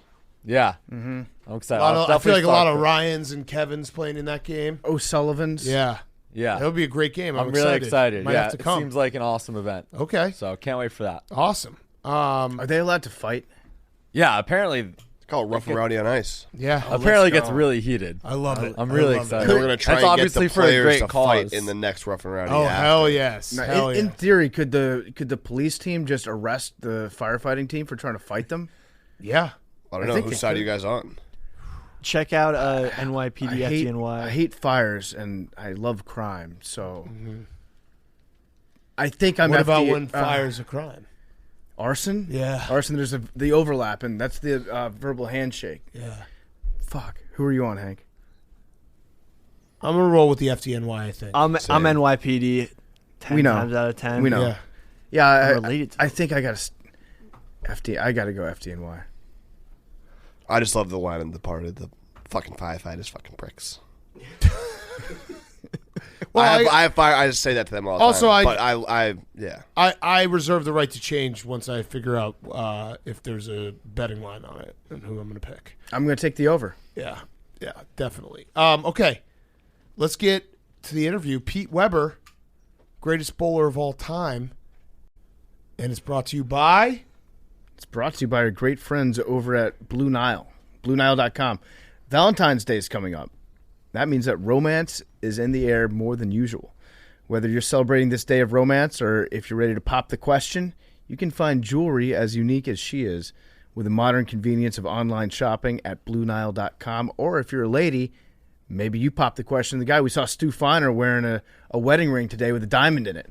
You can pop the question to your guy, too. Their simple online tools let you choose the diamond shape, size, and clarity, as well as the setting style. Blue Nile's bench jewelers will then handcraft that perfect piece to your specifications.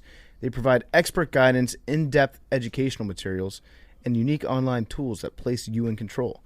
So you can forget the usual hassles of the jewelry shopping experience. Focus on the romance. Every order with Blue Nile is insured. It arrives quickly in discreet packaging that won't give away what's inside. Shipping is free, and so are returns. Blue Nile is great. They've got the best jewelry there, and I'm telling you guys, if you are planning your Valentine's Day right now, you don't have any more time to wait. Listen to me right now. Go to BlueNile.com, buy your jewelry, get it in time for Valentine's Day. Right now, you can save up to 50%, 50% at BlueNile.com. That's BlueNile.com for up to 50% off, BlueNile.com. And now, here's Pete Weber. Okay, we now welcome on the man, the myth, the legend. Now, it is Pete Weber. He has over 100 titles to his name. Is that true? Over 100 titles to his name. 100. I'm going to set the stage real quick, Pete. I want to call you Mr. Weber because I have. Please You don't. are a legend. All right. Should I call you Mr. Weber? No, Okay, please Pete. don't. All right. We have been doing this show for 7 years now. We've interviewed a lot of people, a lot of different people from a lot of different sports. You have passed the test of I'm actually nervous to interview you because you are such a legend. I just want to say that to get ready. Why am I such a legend? Because you are a sport. It's like growing up, Wow. Pete Weber was bowling. Yes. Yeah, but I'm still doing it. You are still yeah, doing it. and I still thoroughly enjoy it too. I still love the competition. I still love being out there. So I just don't feel like I'm a legend yet, but I appreciate. No, you Okay, are. you are. You're a I legend. appreciate the You're a compliment. legend. And I think that it would be disservice not to just start right where everyone wants us to start. Let's just do it. Give us the whole quote. You say, who do you think you are? I am What did you finish it with? Got it? Or something like no, that? that was it. Oh, That it's was- yes, God damn it, yes. Yes, That is goddamn it, right. yes. I did it. I did it. Number Who 5. do you think you are? I am. Yeah. Get it right. Where did you come up with who do you think you are, I am? Or did it just come out of you? Well, actually, it just was kind of a missay because I was sitting there and I was thinking what I was going to say to the kid that was giving me trouble during the match, and it was like I wanted to say, "Who do you think you are with me in my house?" Yeah. You know, and it just came out, "Who do you think you are? I am." So, And that's the best part of the story that I think a lot of people don't know. That was directed to a 12-year-old kid. well, yeah, 12, 13, 14, you know, I'm not real sure. That but makes it even better. Like But, yeah. so what was the kid was like heckling you during the game? Well, he rooted out loud a couple times against me. The second frame when I left the 10-pin, he just loud enough, yes, you know, that when I left the 10-pin. And, you know, I don't care if you root, but don't root loud enough for me to hear, Yeah. you know, because that's just takes away from everything. But it pisses me off. So, you know, when I get mad, I let people know about it, and I've never held back. Now, after you do the "Who do you think you are? I am," did you know that it was like an iconic moment in the moment, or was it afterwards where people start sharing it, or were you like, "I'm Pete Weber, that was gold what I just gave the people"? No, actually, I thought, God, what a stupid saying, and then it started showing up on on Sports Center and then all the halls of shame across the country. No hall of shame. Yeah, but you know, I didn't take it that way. Yeah. I figured, well, I did something good, and bowling's getting attention, and that's what we need. Is we need attention, and who better to do it than me? Yeah. It was iconic. And I also think that, was it Ernie McCracken from Kingpin? Yeah. Bill Murray's character, he was loosely based after you, right? Did you watch that movie and you're like, yeah, this is pretty good? Yeah, I've seen Kingpin, yes. But that came out before I started doing all my antics. All their Okay. antics, So, the bad boy of yeah, bowling. so Do you take pride in knowing that you were the bad boy of bowling? absolutely. I mean, you know, I've always been a gracious winner, and I've always been a gracious loser. But there's a time to be bad, a time to be pissed off, and a time to get angry. And when people do that to me, then I'm not going to hold back. Yeah. It's just not fair to me, and it's not fair to my opponents that people do that. So let's start from the beginning. Pete Weber, the bowler. Your dad was obviously a famous bowler as well. At what age were you like, this is it? This is my career. I know that I'm going to be one of the best of all time at bowling. Well, growing up, you know, I bowled. I bowled with my brothers. I bowled with my sister, which everybody in my family except my mother had a 300 game. Really? So, you know, that's kind of cool to say. Her high game was 289, so, you know, 10 pin in the 11th shot. So she was very happy about that. But, you know, I turned 14 and I decided that I wanted to bowl men's league. And my dad gave me permission, signed the ABC consent form for me to bowl men's league. And the first game in men's league, I shot 300. Really? And then they proceeded to hand me $100. And I was like, back in 1976, $100 went a long way. Yeah. But, you know, I was like, oh, wow, I can actually make some money at this. And then by the time I was 15 and 16 and winning some little regional tournaments and then local tournaments, it was like, yeah, this is what I want to do. And Dad always told me from about 14 on, he says, Pete, you're the best in the family. You're going to surpass me and be better than me. And I said, Dad, I'm sorry, but you're Dick Weber. I'll never be better than you. Even though I have more titles than him, I will never say that I'm better than him. Yeah. What was your first 300? How old were you?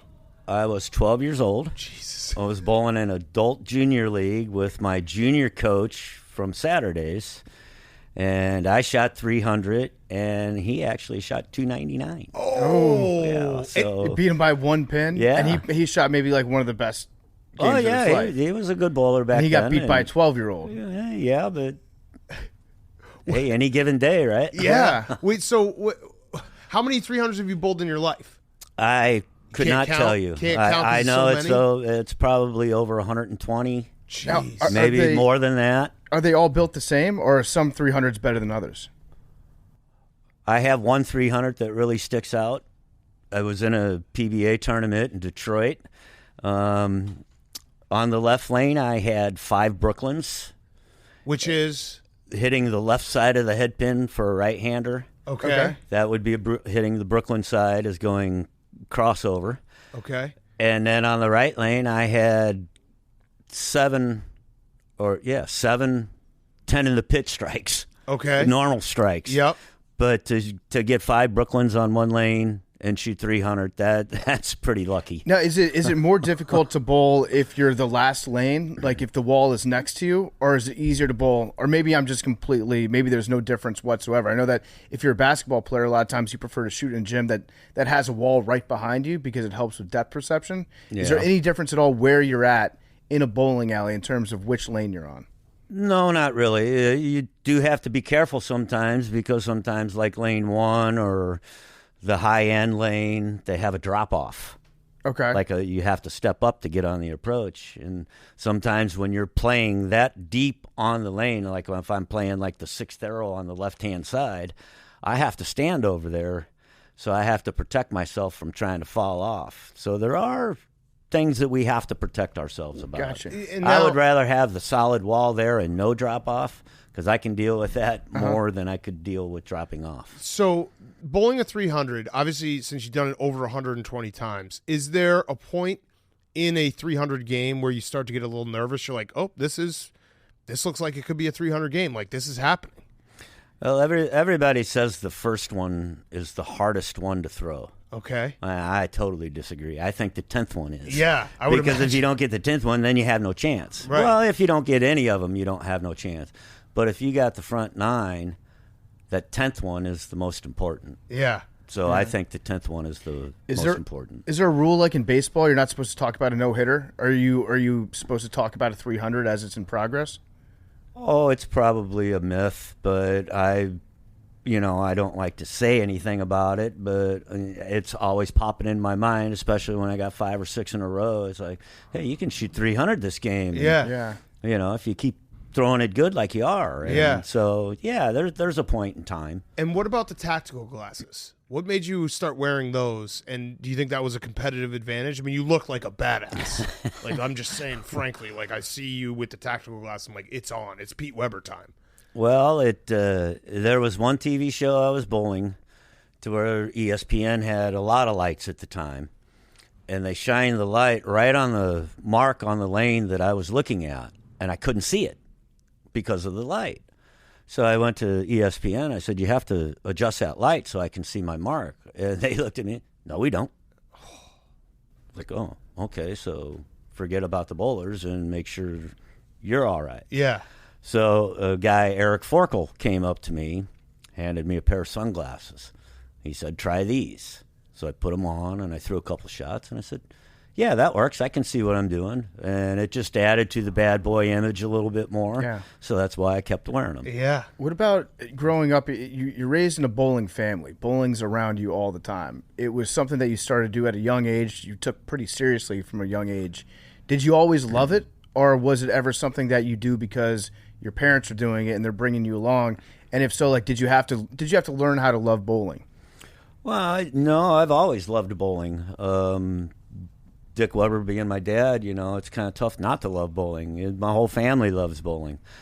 I'm sorry. No, I'm just curious. Like, if a lot of people, if their family is down in one line of business, sometimes after they do it for a while, they want to try something else. They want to move out. But it sounds like you just always loved bowling from the time that you were a kid up until you grew up. Yes, I did always love bowling. I mean, from the time I started at 4 years old, when Dad let me start pushing the ball down the lane. Mm-hmm. I just thoroughly enjoyed it, and growing up, it wasn't like I just bowled the whole time of my whole life. I played baseball, soccer. I'm not big enough to play football, but basketball and things like that. And, but when bowling came on weekends, when I had baseball or tournament games and soccer or whatever, bowling came first. That was going to be my life, so that was going to be first. But it didn't take away from the other sports that I played, So, and my dad, being the calm, cool, and collective man that he is, has been thrown out of most St. Louis area Corey leagues. Really? Yeah, I mean, that's just the Weber hot streak, right? Have you been thrown out of a few of them? Not yet. Oh, okay. Not yet. I have grandkids, and they play baseball and softball and soccer, basketball, everything. But I haven't been thrown out yet. Okay. So the other part, I mean, you have a crazy story because you obviously had, in the 80s, you had a phase where maybe you were, living the fast life, the bowling fast life, and you were able to kind of clean up. You went to rehab. You got, got rid of the cocaine addiction. What was, when you were going through that, and you're still competitively bowling, like were you able to compete at a high level even when you were partying? Oh yeah, being young, you can do a lot of things when you're young, but once you start getting older, it's not good for you. Yeah. You wake up going, oh God. When you're young, it doesn't matter when you wake up. Yeah. But I got over it. I started doing what I needed to do, and everything's cool now. Yeah. I did read one story that you bowled, what was it, like a 260 after slamming Long Island iced teas all day? Is that true? Yeah, there might have been. I think that might have been down in Dallas, Texas. Yeah. Was slammed about 8 or 9 Long Island iced teas between squads. Came back and averaged 260. I mean, that adds to the peak. I went from like 21st to 6th. I missed the TV show by like 10 pins. Oh, I mean, look, like addiction's obviously not a joke, but it does, because you're a great story that was able to overcome it. Like, it adds to Pete Weber bad boy allure that you had this, like, I think your dad, what did he say, was like a dark 8 years, and you came out better for it and won a bunch of titles after. It was a bad part of my life that I wish I could change. But, after everything was said and done, I came out and I did win, and I did make a living at what I wanted to do. And so I'm very happy with my career. Who's your biggest rival? Walter Ray Williams Jr. And was it heated? Was it like you guys wouldn't talk after matches and stuff? No, it's nothing like that. I mean, we're friends. Yeah. We've on the senior tour together. We've played golf together. We've had dinner together. So, it's not a personal rivalry. It's a bowling rivalry that I'm like 0-5 or 0-6 at him in title matches. Oh, no. I've beat him on TV, but I've never beat him for a title. So that's why I say that's my bowling rival. And does he still bowl? Can we maybe do a pay-per-view event? Pete Weber Final Redemption? Hey, bring it on. I mean, we might have to do that. It would be amazing if we could get Chris Berman involved to do the intro for it, because I remember I used to watch Sunday Countdown, and Chris Berman he'd be talking about the NFL games that were coming up, and then it would just cut off, and then the bowling would start on ESPN. Yeah, I would love to have Chris Berman. I'm sure he knows you. I've watched him since this big, so it's I would love to have him out there. Is there a particular shot that you made over the course of your career that stands out from all the others? Like the most difficult shot, the most clutch bowl of your life? Well, that would have to be the 5th U.S. Open when I struck on the fill ball to win by a pin. It's every bowler's dream to do that. Every bowler out there, and if they say it's not, they're lying. So can you walk us through that? Because we are admittedly bowling novices. So walk us through what happened on that one. Well, Michael Fagan ended up shooting 214, I think. So if I get the first one in the 10th, I automatically win. Mm-hmm. And I threw a great shot, was running it out, ringing 10. So I got to make the spare and strike to win by a pin. Made the spare, and for some reason, I was very, very calm when I threw that last shot to strike. I thought I'd be really nervous, but I was very, very calm. I didn't get, over zealous about throwing the shot. Took my time, wound up throwing the strike, and all hell broke loose. What goes through your mind during a game? Are you a kind of competitor that gets almost zenned out, where you just are focusing so deeply that you tune everything else out? Are you thinking about other things? Do you find yourself in the zone? What goes on inside your head during a competition? Well, most of the guys that bowl on TV, they won't watch their opponents bowl. I have to watch my opponent bowl. If I try to look away, I still wind up going like, out of the side of the eye or something just to see what he does. But I've always watched my opponent, You know, I never think negatively. It's always like, I already gave you a shot. Take advantage of it. Get up there. Let's go. Make the best shot you know how. So, you know, it's all about making the best shot that you can. And it's, you know, some guys take a lot of time. I refuse to take a lot of time because I think the more I stand there and think about it, the more apt I am to gonna throw a bad shot. Yeah. So I get up and I put my fingers in the ball, put my thumb in the ball, deep breath. As soon as that breath is out, I go. Mm-hmm. And that way I feel calm when I'm starting my approach. And that's just me. You know, other guys have different ways of doing things. But, you know, with me, it's just the less time I take, the better off I am. Has there ever been any, in your time in bowling, professional bowling, was there ever any cheating controversies? Was there ever anyone who was trying to do something illegal that got caught? I'm just fascinated, like, what would even cheating be like? The rules, I assume, have changed over the years. Has there anyone, you know, done anything where it's like, this guy, like, what is he doing here? He's greasing his ball too much or something? I don't even know what it would look like. Well, it's hard to cheat in bowling. Yeah. Because you always have somebody watching. Right. So it's very hard to cheat. There used to be to where, you know, they would put barium in the finger holes and then cover them with wood putty. Huh. So, you know, then you got a little extra power in the bowling ball. But then the PBA came up with a metal detector. Oh, that's so awesome. there's no metal in the bowling ball. The opposite of a corked bat. Yeah. Making Right, it heavier. yeah. Yeah. That's the kind of stuff that fascinates me. What people were trying to do to like skirt the laws. Yeah. But other than that, you know, we have a hardness rule. It's 75 degrees hardness. Don't ask me What does that mean? I have no idea. Is that I have no idea. 75 I'm not that degrees hardness, technical. Okay, yeah. is that the ball or is that the lane? That's the ball. Okay. The ball Okay. had the outside of the ball, I guess, has to be 75 hardness. Okay. Why I don't know, but when the ball heats up and gets warm, it loses some of that. It'll go down in softness, like to 74, 73. This is like Deflategate. for Yeah, football. and sometimes back when we were checking bowling balls a lot more than we do now, there were some guys told, do not use that ball, it's too soft. Interesting. And then they used it anyway Wow. and got caught and got disqualified. So, That's you know, yeah. it's just, it's like I said, it's really hard to cheat in bowling. What about PEDs? Have there ever been any PED accusations? No. steroids. Steroids, Adderall maybe for focus? Well, I'm sure there have been. But Yeah. Did they drug test? No.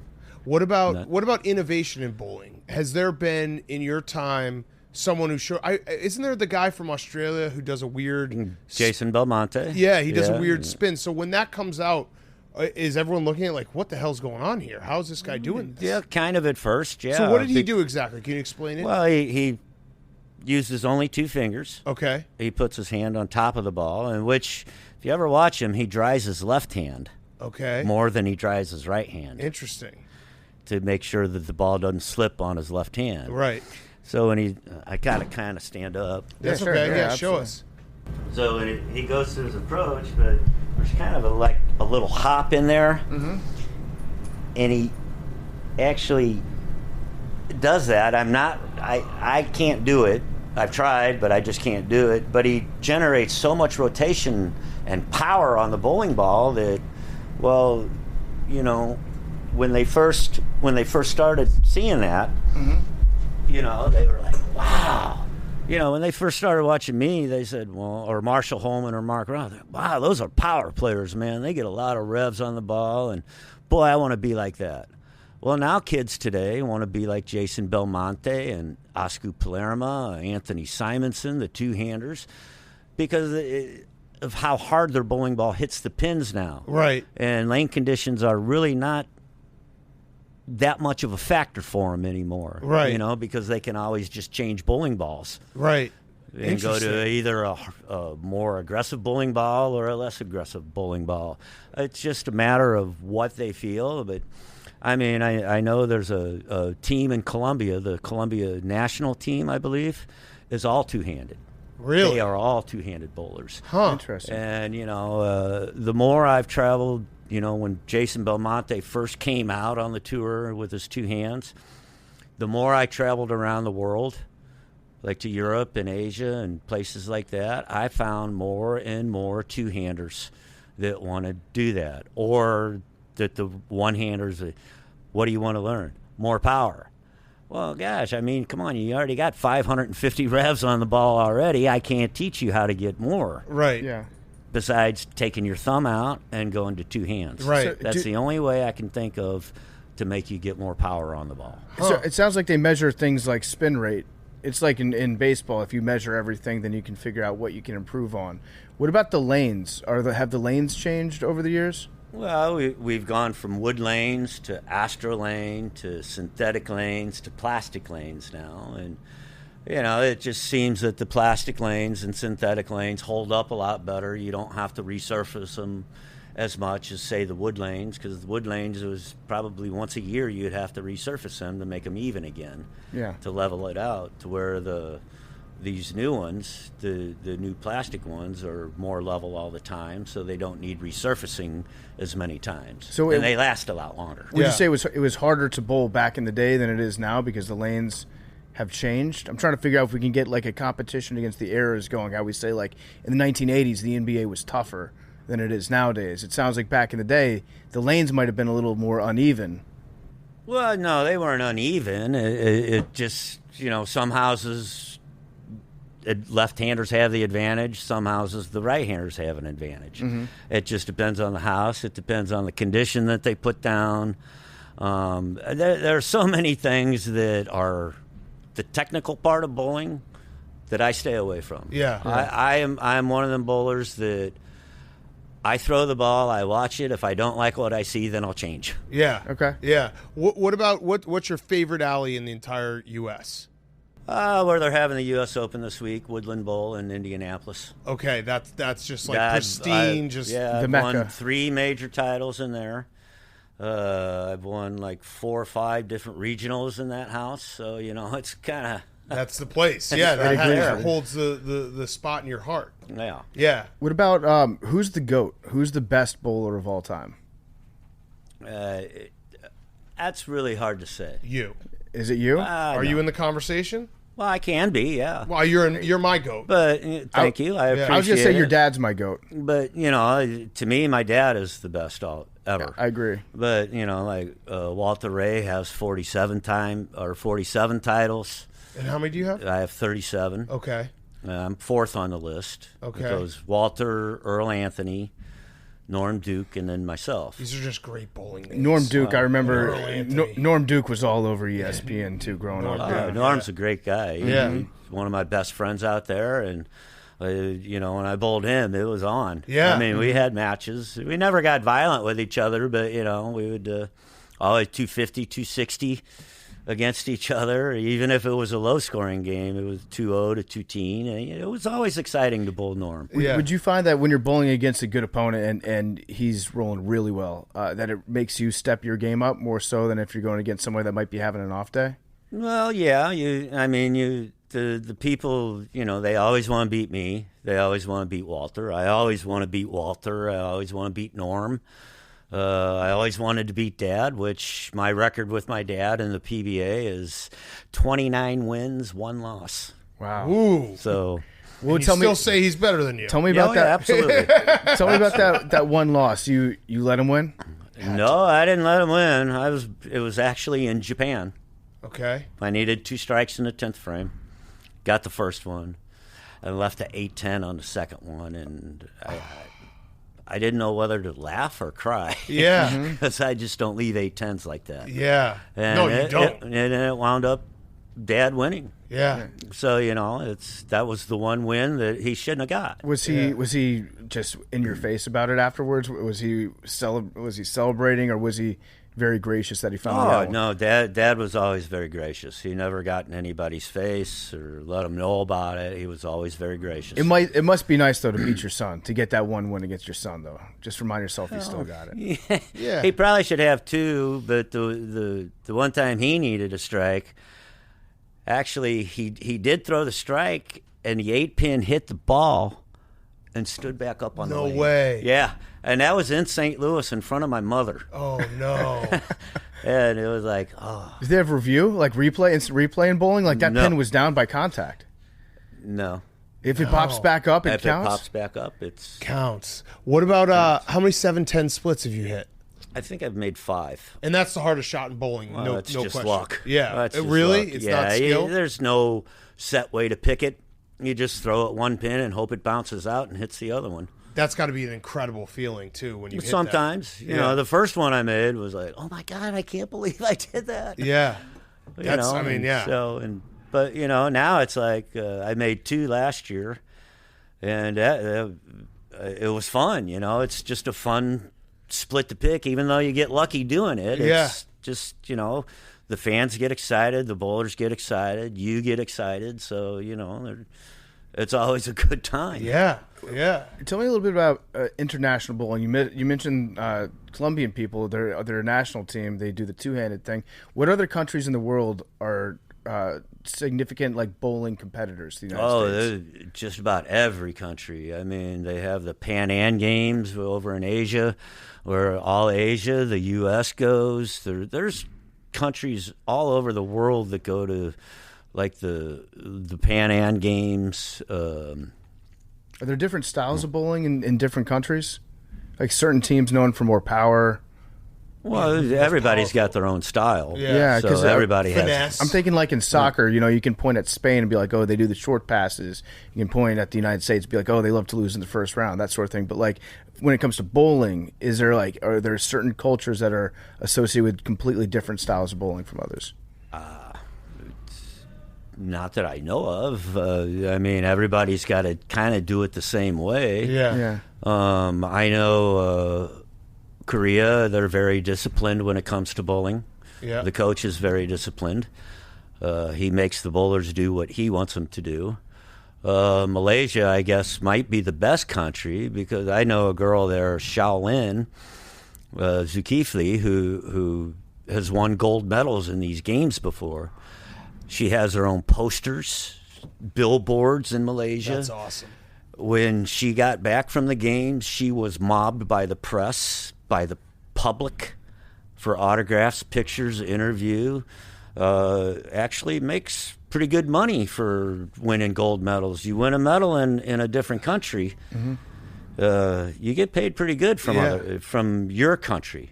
That's awesome. I can't say that the U.S. pays all that well, but I've never been to one. Yeah. So. Yeah. So you also are a scratch golfer, is that right? Well, I used to be. So being an incredible bowler and scratch golfer, that's got to be like the best combo of sports that you can dominate after like the age of 30. I would imagine like in your 20s, maybe it's not as cool, but you just like you've hit hole-in-ones, right? Like Yes, I have. I mean, that's incredible. I mean, scratch golfer is an insane thing to be, and you also were one of the best bowlers of all, my personal opinion, the best bowler of all time. How would you golf all the time when you weren't bowling? Oh, absolutely. I was that much into it that, that every time that I got breaks or even out on tour, I mean, there were a bunch of guys that, hey, let's go play golf. Yeah. Like, okay, I'm in. And even on the senior tour now, I mean, after we bowl like an A squad and we have the rest of the afternoon on, there might be 8, 10, 12, 16 of us go play golf. You're the Bo Jackson of bowling and golf. No, I think so. I was going to say, it sounds like those two sports are the best ones that you can possibly be to hustle people at. Yeah. Where you can just it's take a their money. lot of similarities, too. It's good eye-hand coordination. It's rhythm. It's timing. It's, it's the same thing. I was It's gonna just say, a different swing. Yeah. Also, like probably the two sports you need the most mental toughness in terms of you can't make, you know what I mean? You can't make one mistake in either of the sports, and you have to be next shot has to be better than the last in shot. In bowling, you throw a good shot, you can still get a bad break. Right. In golf, you hit a good shot, you're going to be rewarded for it. Yeah. In golf, you see what's in front of you. In bowling, you don't until you actually throw the ball. Yeah. So, there's a lot of similarities, and it's just that I loved being on the golf course because I spend so much time inside Right. that I loved being outside. What about on the tour? What about groupies? Are there fans like waiting in hotels and stuff? Just here comes Pete Weber. Well, it's never happened to me. Okay. So Okay. I can't say if there. I'm probably sure there is. Yeah. Because, there's a But lot of like fans I said, at the events. it's never happened to me. Okay. All right. Hands up. Yeah, Maybe I got you. I maybe got you Malaysia saying. Yeah. might happen No. over there. No. No, No Pete Weber groupies. no. There should have been. Well, I'd imagine there's a lot of just fat dudes with mustaches that you're their hero. Never know. You got that for groupies. Never know. What about One of my best friends in Japan? They call him my stalker. Oh. This goes back to '93. I was bowling, and every time I turn around, this man is standing there, smiling at me. And I was like, "Oh God, what'd I do now?" And it was like after every game, he would move pairs with me and just watch me bowl. And after the round was over, I was sitting at the bar having a beer, and I turned around, and there he was. So I called him over. I said, "You want a beer?" He said, "Yes." And we've been friends ever since. No way. In fact, the Storm High Sports over in Japan hires him when I go over there. They hire him to pick me up at the airport, take me to the hotel. He stays with me at the hotel, drives me to my appearances the next day. So everybody over there knows who he is. All my bowling friends knows who he is. So he's very welcomed That's with a great everybody. story. It's great, How about to think you have a stalker behind you, and then now he's one of your best friends when you go to Japan. Yeah. stalking pays off? Yeah. Right. Yeah, that's it. Dream kid. So where are you at now with bowling? So you're officially retired from the PBA, right? Well, no, Oh. I'm officially retired from the regular tour. Okay. I still am a PBA member. I still bowl full time on the PBA Senior Tour. I do bowl some of the, if I would have got invited to the U.S. Open, like I should have been. Oh, I like this. I would have bowled the U.S. Open. The Why Master, didn't they invite you? I have no idea. We got it. I'm going to make a I have stink no out of idea. this for you. Who's in charge of passing out the invites? That I don't know either. We'll get to the bottom is of it the this. PBA? No, the PBA has nothing to do with it. This is totally the United States Bowling Congress. So do Okay, you the think bowling there's someone Congress. who's like Pete Weber's too Oh, much I know of a... there is. I know there's a couple. Oh, they're They like just he's, don't like me. he's too And much I of a don't bad like boy. them either, and I don't really care if they know or not. I love You know, this. I don't like them either now. I like the fire. But, I hate them. I listen. I hate their guts. Well, a five-time Open champion, 43 years a PBA member, PBA USBC Hall of Famer. Family grew up in Indianapolis. 3 major titles, including a U.S. Open at Woodland Bowl, and I don't get an invite. Disgusting. Despicable. I think that's just an insult. It is. It's like when Major League Eating banned Kobayashi from competing in the hot dog eating contest. Like you're synonymous with bowling in America, and you don't get invited. That's They- bullshit. they've and made some the powerful other thing enemies to that that. gets me too is that it's an 80-lane bowling center, and they only have 108 bowlers bowling in the tournament. They got room. 36 people per squad. That's a slap in your face. And then, not to say anything against Mookie Betts, Okay. who I have bowled with, and I respect, and I have the greatest utmost respect for him. But he gets put into the tournament without having to qualify for it. Junior bowlers from Junior Team USA are automatically seated in the tournament, don't have to bowl the PTQ. That's a bigger slap in my face. Yeah. Yeah. I mean, I understand from their perspective why maybe Mookie Betts he's going to draw some eyes. But He's so gonna is get some Pete publicity. Weber. But that's the thing. Yeah. It's like Pete Weber is bowling. Pete Weber, if you want people to pay attention to your tournament, you will invite him. So have you? Whether they don't like me or not, I still draw people in. You do. That's a fact. And I still draw people for Pro-Ams. Have you So, competed in that tournament in the past? yeah, this is the first year that I haven't. We got to get to the bottom of this. This is now my new crusade. I'm on the warpath. I'm happy that this happened today because now I have They something say to wake that- up in the morning. I for. asked about it. They said, based on my criteria. What the fuck does that mean? What criteria being a I champion? don't know what that means, but I would have to bowl the PTQ or ask for an exemption. Like that. So that to me is a double insult. Yeah. That I have to ask for an exemption into a tournament that I've won 5 times. I'm grudging hard for you. Yeah. I know the commissioner is grudging hard too. Okay, I'm gonna look Against up- you? No, for me. For you. Okay, so he's on our side, so we got to find the other people. All right, we're on this. United States Bowling Congress. We're gonna fight for you. This is like saying like Tiger Woods can't play in the Masters. Like what are we doing here? Well, they invite him. It's his choice not to bowl, Right. or not to play Golf, golf, yeah. because of injuries or Right, what have you. right. It's his choice, Right. But at least he's always given the invited. option. Yes. Former champions always get the invite. That should Right. be how it always is. That's what I feel too. So are you bowling in like regular leagues as well? Because that would be fun. Do you like?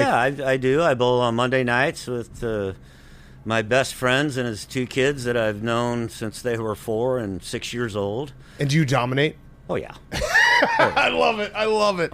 That's great. You 'Cause know, they all know how to bowl. Yeah. And they all, 190 to 210 That's cute. average, so that, Yeah. they're respectable. But come on. But we have fun, It's I thought when I first started bowling the league that the other guys in the league would have a problem. But I wound up knowing a lot of them, so nobody really had a problem, and it's actually a really fun league to bowl in. That's awesome. When it comes down to the 10th frame and I need a strike, I try. Yeah. But the frames before, I just put my hand in the ball and go. Yeah. I'm just there to have fun. Right. Yeah. And then I bowl a little more competitive league on Wednesday nights, to where it pays a lot better. You're paying more for your league, but it pays better, and it's just more competitive. So I kind of You dominate that too. no. Interesting. Oh no. Really? There's some good bowlers that are Oh going yeah. up against. Well, house bowlers. Yeah. It's a house that I really didn't grow up bowling in. I only bowled a few times, and I really haven't had very much success there either. Interesting. My first 2 nights of the Wednesday night league, I had like 595 and 598 Okay. for my 3 games of the league. Yeah. And then I started bringing some other stuff in, and now I was actually getting 25 pins a handicap. Oh. So okay. that was kind of neat. Yeah. But now I'm down to like 2, I think. I've got my average back up to where I'm down to like getting only 2 pins per game, and I'm trying to get that down to 0. Yeah. There we go. Yeah. Have you ever shown up to a bowling alley and just absolutely hustled somebody that doesn't know who you are? No. No one's ever. Does that happen at bowling alleys? Like it happens sometimes. I don't know, at a golf course or driving range to see who can hit the ball the furthest. Has anybody ever like just asked you, "Hey, you want to put some money on this next game?" Well, I've had people ask me to bowl for $10,000 a game, but to me that's like I've got nothing to prove. Yeah. And if they beat me, then they're a legend killer. True. So it's kind of a no-win situation for me. Yeah. Guys used to come in to my dad's bowling center at home when I was like 13, 14. And they say, "Hey, anybody bowl action?" Dad would always, "Well, what do you want to bowl for?" "Well, we're not bowling you." And he said, "No, you ain't going to bowl me. But how much you want to bowl for?" And it's at 25. And he says, "All right, see that kid down there," which was me. "See that kid down there? He'll bowl you. And if he wins, you have to pay me and buy him a soda." Oh, hell yes. Well, they always wound up paying Dad. And always wound up buying me sodas. So That's awesome. Oh, man. All right, so I have one last question. This has been just so much fun. It's the Roback question, roback.com, promo code TAKE. I'm wearing the joggers right now, RHOBACK.com. Promo code TAKE, 20% off your first purchase. We'll get you some Roback gear because you're now part of my team. I don't know if you've ever done any other podcasts, but Roback. Well, I've done podcasts, Okay, love but by far this is the most fun. Yes, hell yes, hell yes. Roback.com. Go check it out. Promo code TAKE. All right, my last question. I just want you to say it again. I want you to say the quote again. That's really not a question. It's just, it's so iconic. You want the quote again? Yeah. Who do you think you are? I am. And Yes. don't forget it. Yes. I mean, it's just the best. Every time I watch that clip, Well, yeah, I do get a smile on my face. I do these things. I don't know if you heard of them. They're called cameos. Yes, yes. Cameos. Well, I do them. And just about every one I do is, can you do your quote, please? Yes, it's iconic. So, and I have no problem doing it. And I love your other quote. I think you said maybe a few years ago where you're like, "Love me or hate me, you still watched." And that's Love just me a or hate me, you're gonna watch just to see what I do. That's the best. That's the true mark of a bad boy. When it's like, you might despise me, but you ain't turning the channel. Yeah, how many people do you know that are going to change the channel just because they don't like somebody, but they want to see what they're going to do? Yeah. Plenty. Yes. Like back in tennis, John McEnroe. I hated watching tennis. Yeah. But when he was on, I watched because I'd like to see what he was going to do. Yeah. Has he ever reached out to you, or have you ever met him? No. I imagine you guys would have a lot to talk No. about Yeah. because he is the Pete Weber of tennis. Oh, well, yeah. No, I've never met him. I played golf on the Celebrity Golf Tour for a little while, and I got to meet some pretty neat people. Dwight Clark. Nice. Alfonso Ribeiro. Ooh, yeah. Johnny Bench. Yeah. I've met some pretty neat people. But Sunday had to be the best after Kansas City won the game. First thing Patrick Mahomes did was put a picture of me up in my quote in his tweet. Yes. That was So incredible. that was one of the biggest honors I've ever had. That is is. for him to do that. I should. It was for a me. bad job by us. We should have brought it up right away. That was And we've reached out to him to see, if maybe we can meet or something. Maybe bowl sometime. Yeah. hell yeah. Maybe bowl sometime. Lance. Are you a Chiefs fan? No, Oh, you're. it's Missouri. Come Yeah, on. yeah, okay, so I'm you from are- St. Louis. Yeah, so you are. A I Chiefs used to be a Rams fan until they left. Okay. And then as soon as they left, I became a Kansas City fan. Pretty good run you guys have had right now. I'd say you upgraded a little bit. You went from rooting for Chris Long to rooting for Patrick Mahomes. Yeah. Great job. That's an Yeah. upgrade. Major Huge. upgrade. Big upgrade. Yeah, big, huge upgrade. Huge. All right, well, Pete, this has been so much fun. And now we're going to go watch some bowling, and hopefully you're going to bowl a little? I very well could be. Okay.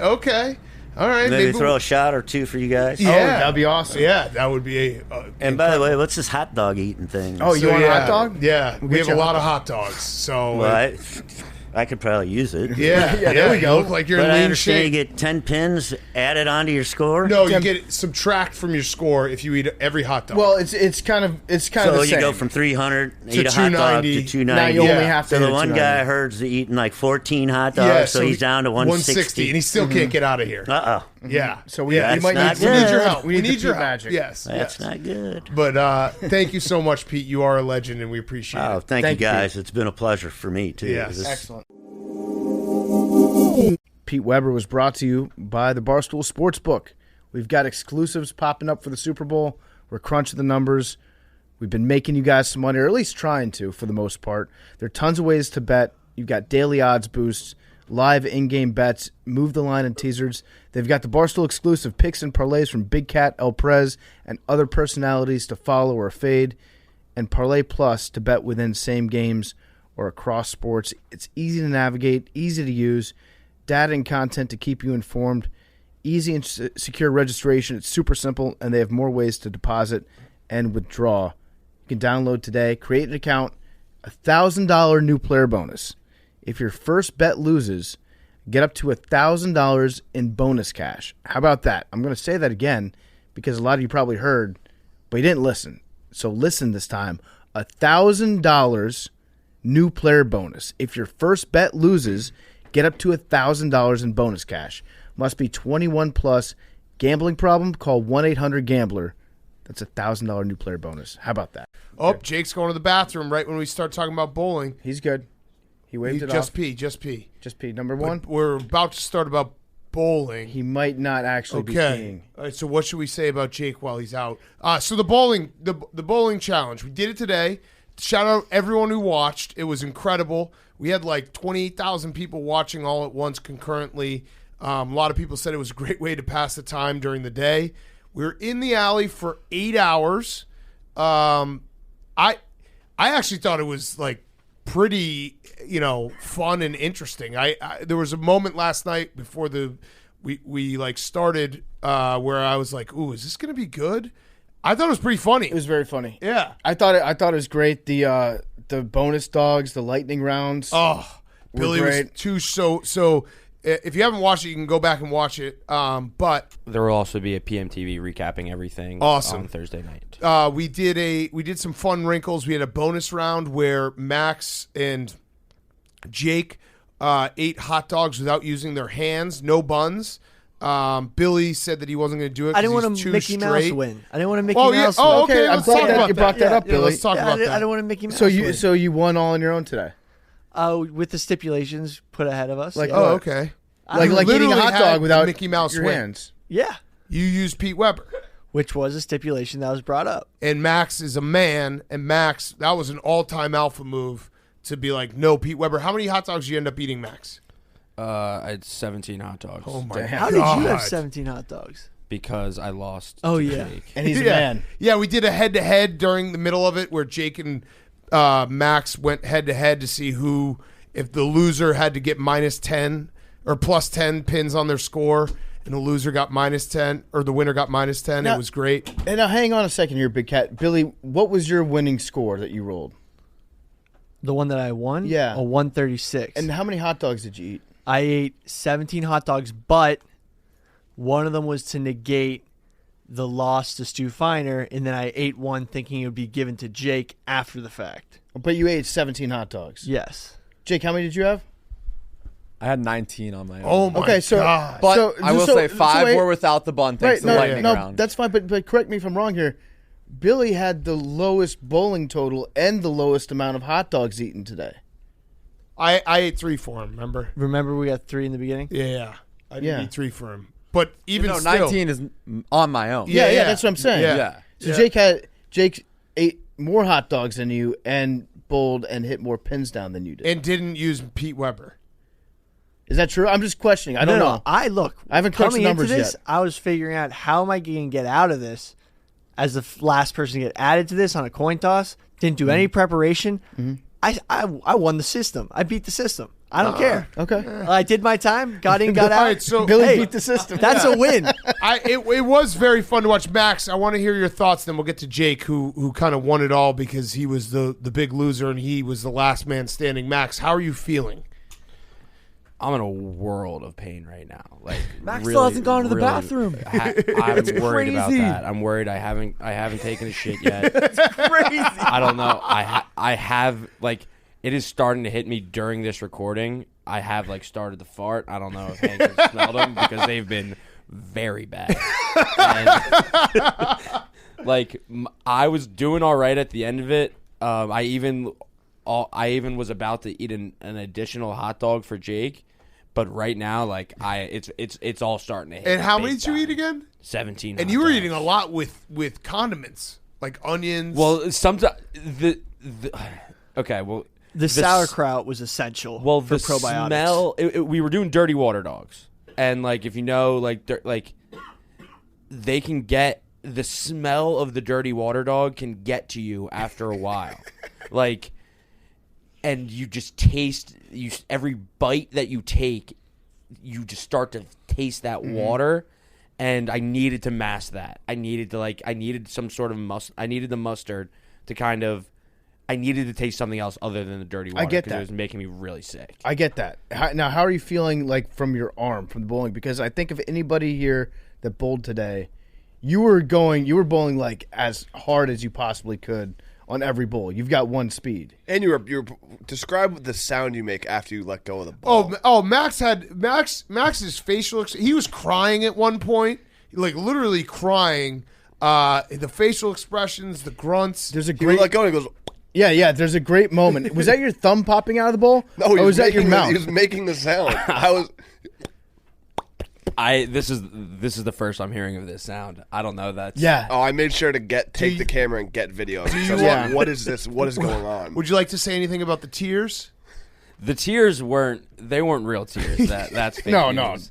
There was That was satire. just also Dirty water tears. I've just been going through stages of like being really bad with the hot dogs and not having any issues at all, because the first thing I did was just eat 5 hot dogs as fast as I could. And I don't think that was a good idea because it was 10 o'clock in the morning and 5 hot dogs. as soon as you wake up, or not as soon as you wake up, but 5 hot dogs before 11 a.m. is probably not great for your stomach. So when we were doing the lightning round, I thought for sure I was gonna puke. The lightning round was so fucking funny. You guys just not using your hands, trying to slurp up raw dogs. God damn, It saved me. Yeah, it was a great lightning round. I've got the sound effect here from Max. Oh, God. I don't know if this is your thumb or your mouth or what it is.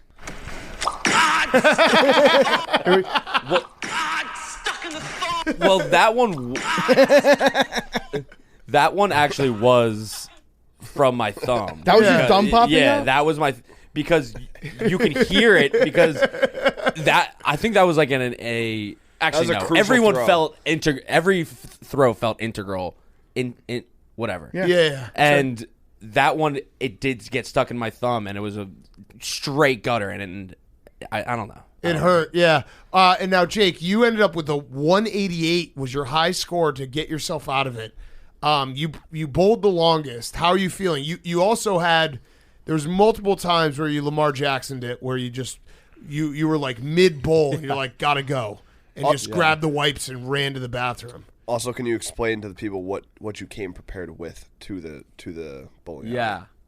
My whole list. I tweeted it out. Well, Jake's also doing this podcast with a heating pad. Yeah, on he- his This is shoulder. ice. This is ice. Yeah, he looks like cool. he looks like a pitcher who's ready to go back in for a couple more innings. He's mid inning. You look like Ben Roethlisberger Yeah. on a practice field right now.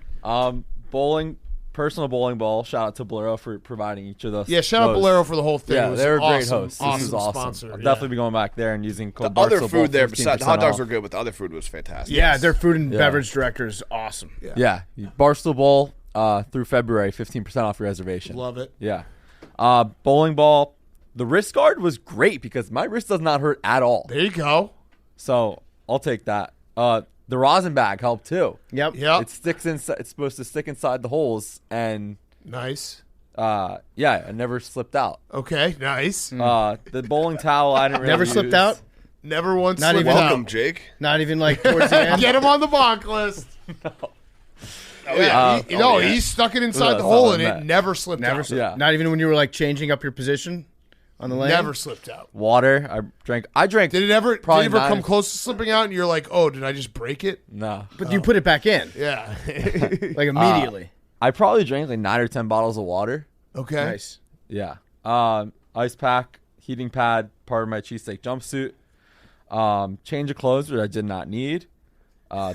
Again, what were those for? In case I. An accident? Yeah. He was Oh my thinking he was God. going to shit himself. Okay. And So he you and my son are the exact or same people. Yeah. if I sweat too much. Okay, got Yeah. it. Got it. Biofreeze, which helped a lot. Got on both shoulders. Yeah, why And were you putting the biofreeze on your non-bowling shoulder? I didn't understand that one. Because this is where my torn labrum is. Uh-huh. So it still hurts sometimes when I do physical activity. Got Okay. it. Okay. Yeah. So, and then wipes. Wipes were handy. Dude, Wipes for and what? Listerine. Yes, mouthwash helped a lot. Max used that too because it changes your palate. Like you feel like a fresh start. You Yeah. don't taste like hot dog. You The taste like mouthwash mint. was great.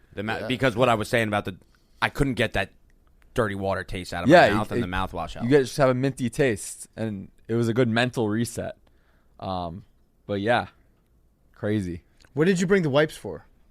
bathroom. Oh, okay. They had Yeah. toilet paper there. Yeah. The whole easier. thing was fantastic. I was proud of you, Jake. Thank you, Proud of guys. you, Max, Billy, Mickey Mouse, but whatever. That's fine. No, I'm honestly not ashamed of what I did. 100%. Good. It was That's Mickey awesome. Mouse as fuck. Yeah. Yeah. And you didn't. And you you're did your too time. straight to eat hot dogs without a bun. You beat the Look, system. you guys wanted to watch other grown men do that, so Yeah, it was Yeah, fucking you did. That's on hilarious. And the comments loved it. Billy's like, hey, yo. Hey, pause. Oh, what? You eating a dog? You drinking with a straw over there? That's sus. I also Bowling? like at one point I had to I came and came back like You put your after fingers 30 into minutes, balls over there? and Billy What? we were You like like that Billy, ice cream cone? we have all the Coors Lights. If you drink Coors Light, it's a pin off. And he was like, no, I'm only doing it if it's 5 pins or 10 pins per beer. And then I came back 30 minutes later, and he was just drinking a beer. Like he was like, "All right, I'll fine. I'll do some beers." Yeah, no, I think that was a good call. Loosened you up a little bit. It actually did. I was getting frustrated. I was like, you know what? I'm just gonna chill out with a nice ice cold Coors Light. Yeah, and it worked. There's a moment where we saw Billy getting into a state that we've seen plenty of times when he gets himself into a mess, but then the mess becomes our fault for him being there. Yep. And then he starts to turn on us, and he just starts to get annoyed at everything. We saw it coming, and the ice cold Coors Light chilled you out. There's also some like happy like get into your hole like when the pins just weren't going down. Yeah. He's No, like, Billy. That's supposed to go down. I loved Billy, like the way he bowls. He just rolls it as hard as he can every time. He's like, why aren't they going down? Mm-hmm. Angry. Yeah, I understand some people were mad that we were punting games, but it was the right strategy. Yeah, I mean, you had to to. bowl for 8 hours. Yeah. Jake, before we did this, you were breaking it down logically, and you were thinking to yourself, this might not even be possible to do in one day. Right. No, if it wasn't a one-day thing, like I was going to punt the whole first day. Oh my God, That would have been bad. I would have hated. I would have been very upset at you. Yeah. Very upset. Because originally, right, we had the idea of doing this for as long as possible. No, Happening at, 8 hours 6 felt hours like a day. it felt like the perfect time, and now we were. I didn't think Jake was gonna finish. Yeah. There was probably like 4:30. I was like, oh man, like, Yeah. and it being in your if I was in your shoes, it just felt like you were close a couple times, and I was like, this could be a situation where it feels like we're close, but we're gonna be here till 8. Yeah, it all worked out. But that 188 was Yeah. was a fantastic. I game. will say, bowling a turkey, the feeling of that is the equivalent of hitting like a 50-foot putt. Yeah, no, you It's, finished like, with four so straight. exciting. You finished with 4 straight strikes. It was electric, and yeah, the hot dogs worked out perfectly. Next year, I think we're gonna do. You got to hit a hole in one. Jesus Christ. I don't know about that. That would be so funny. Yeah. If we just had a fucking course and like a nice little. I like, actually don't 100 think that would yards. take that long either. Oh, it yeah, would take It forever. would take a long time. Some of us don't even What? golf. Yeah. It would take on like a 180-yard hole. It Yeah, would take so long. Hank. Can you keep every ball? No, not on the- 180 yards. Like it would be like a pitch and putt. But Yeah, it still, would probably take be a like long 100. time. Can you keep 110 balls yards on the sounds right. green where another ball can knock it in? I vote No. yes. I think yes. Why I mean, are we getting have ourselves into this. we have a year to figure this out. Yeah, but that was thrown around. I think that would be fun. I like PFT's that. going to buy me $400 worth of Arizona-themed swag from a bet we made, a one-on-one match we had. We did, yeah. I mean, I do have a ruptured UCL, much like Brock Purdy. So congratulations, you beat me, I You're guess. a handicap guy. Good job. Yeah. The other idea of flying to this next Super Bowl eastward Yeah. with at least 3 connecting flights, that sounds pretty sick. What about having to take nothing but Uber pools or like shared lifts for a month? Or just to the Super Bowl. Uber pooling to the Super Bowl? Yeah, that's a big honor system, PFT. no, for a because month? you can check Yeah. your history. Yeah. People could lift, people could cab. You can check the history though. You have to match it all up. Yeah. All your. Jake, are you saying that you would cheat? Never. I'm Sounds saying like you it would. seems like an easy loophole if you wanted to. I mean, I'm not a cheater. I would not do it. Isn't there like a wheels up pool thing where you can like share a private flight with other people? It sounds like broke boy behavior to me.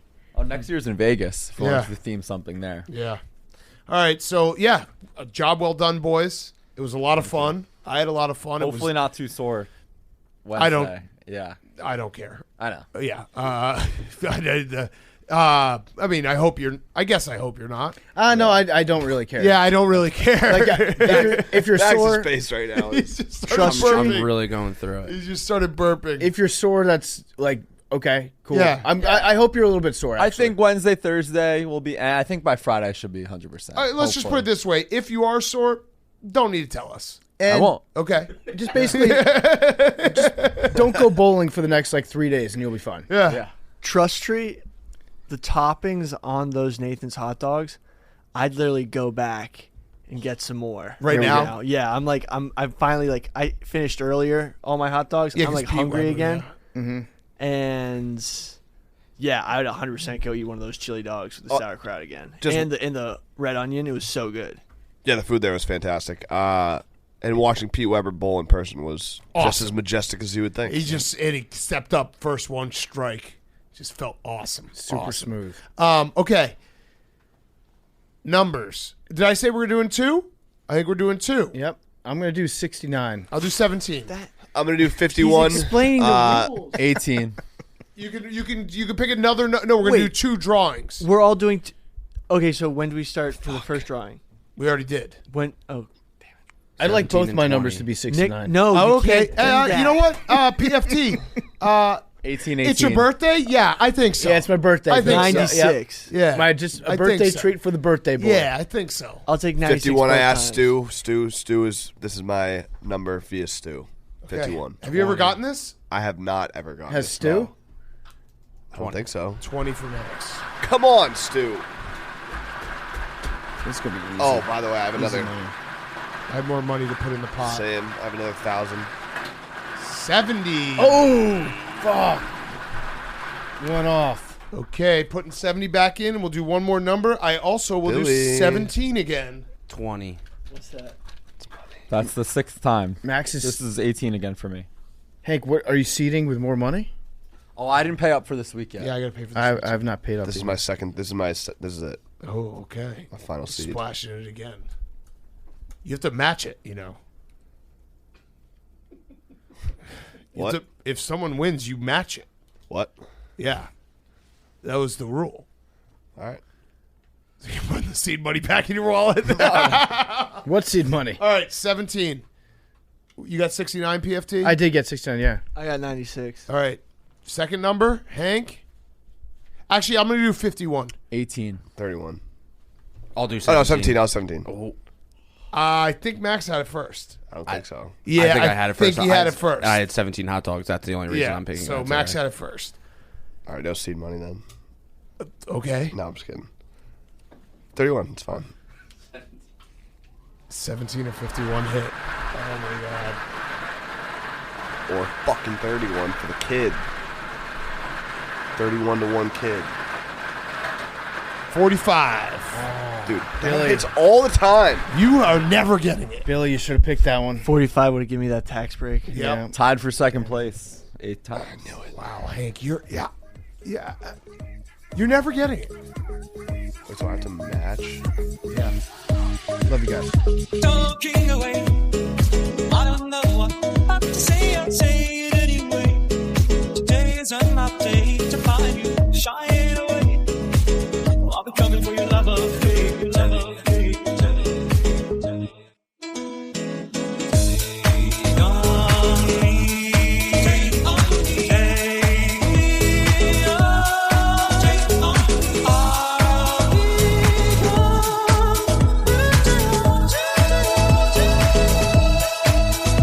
So needless to say, I'm all set it. But I'll be stumbling away. Stumbling, life is okay. Say up to me.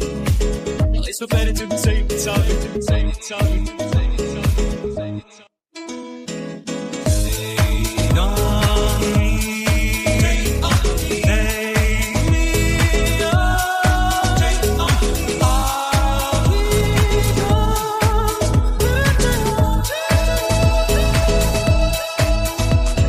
Release the anger, release your mind, release your job, release the time, release your trade, release the stress, release the love, forget the rest. Talking away.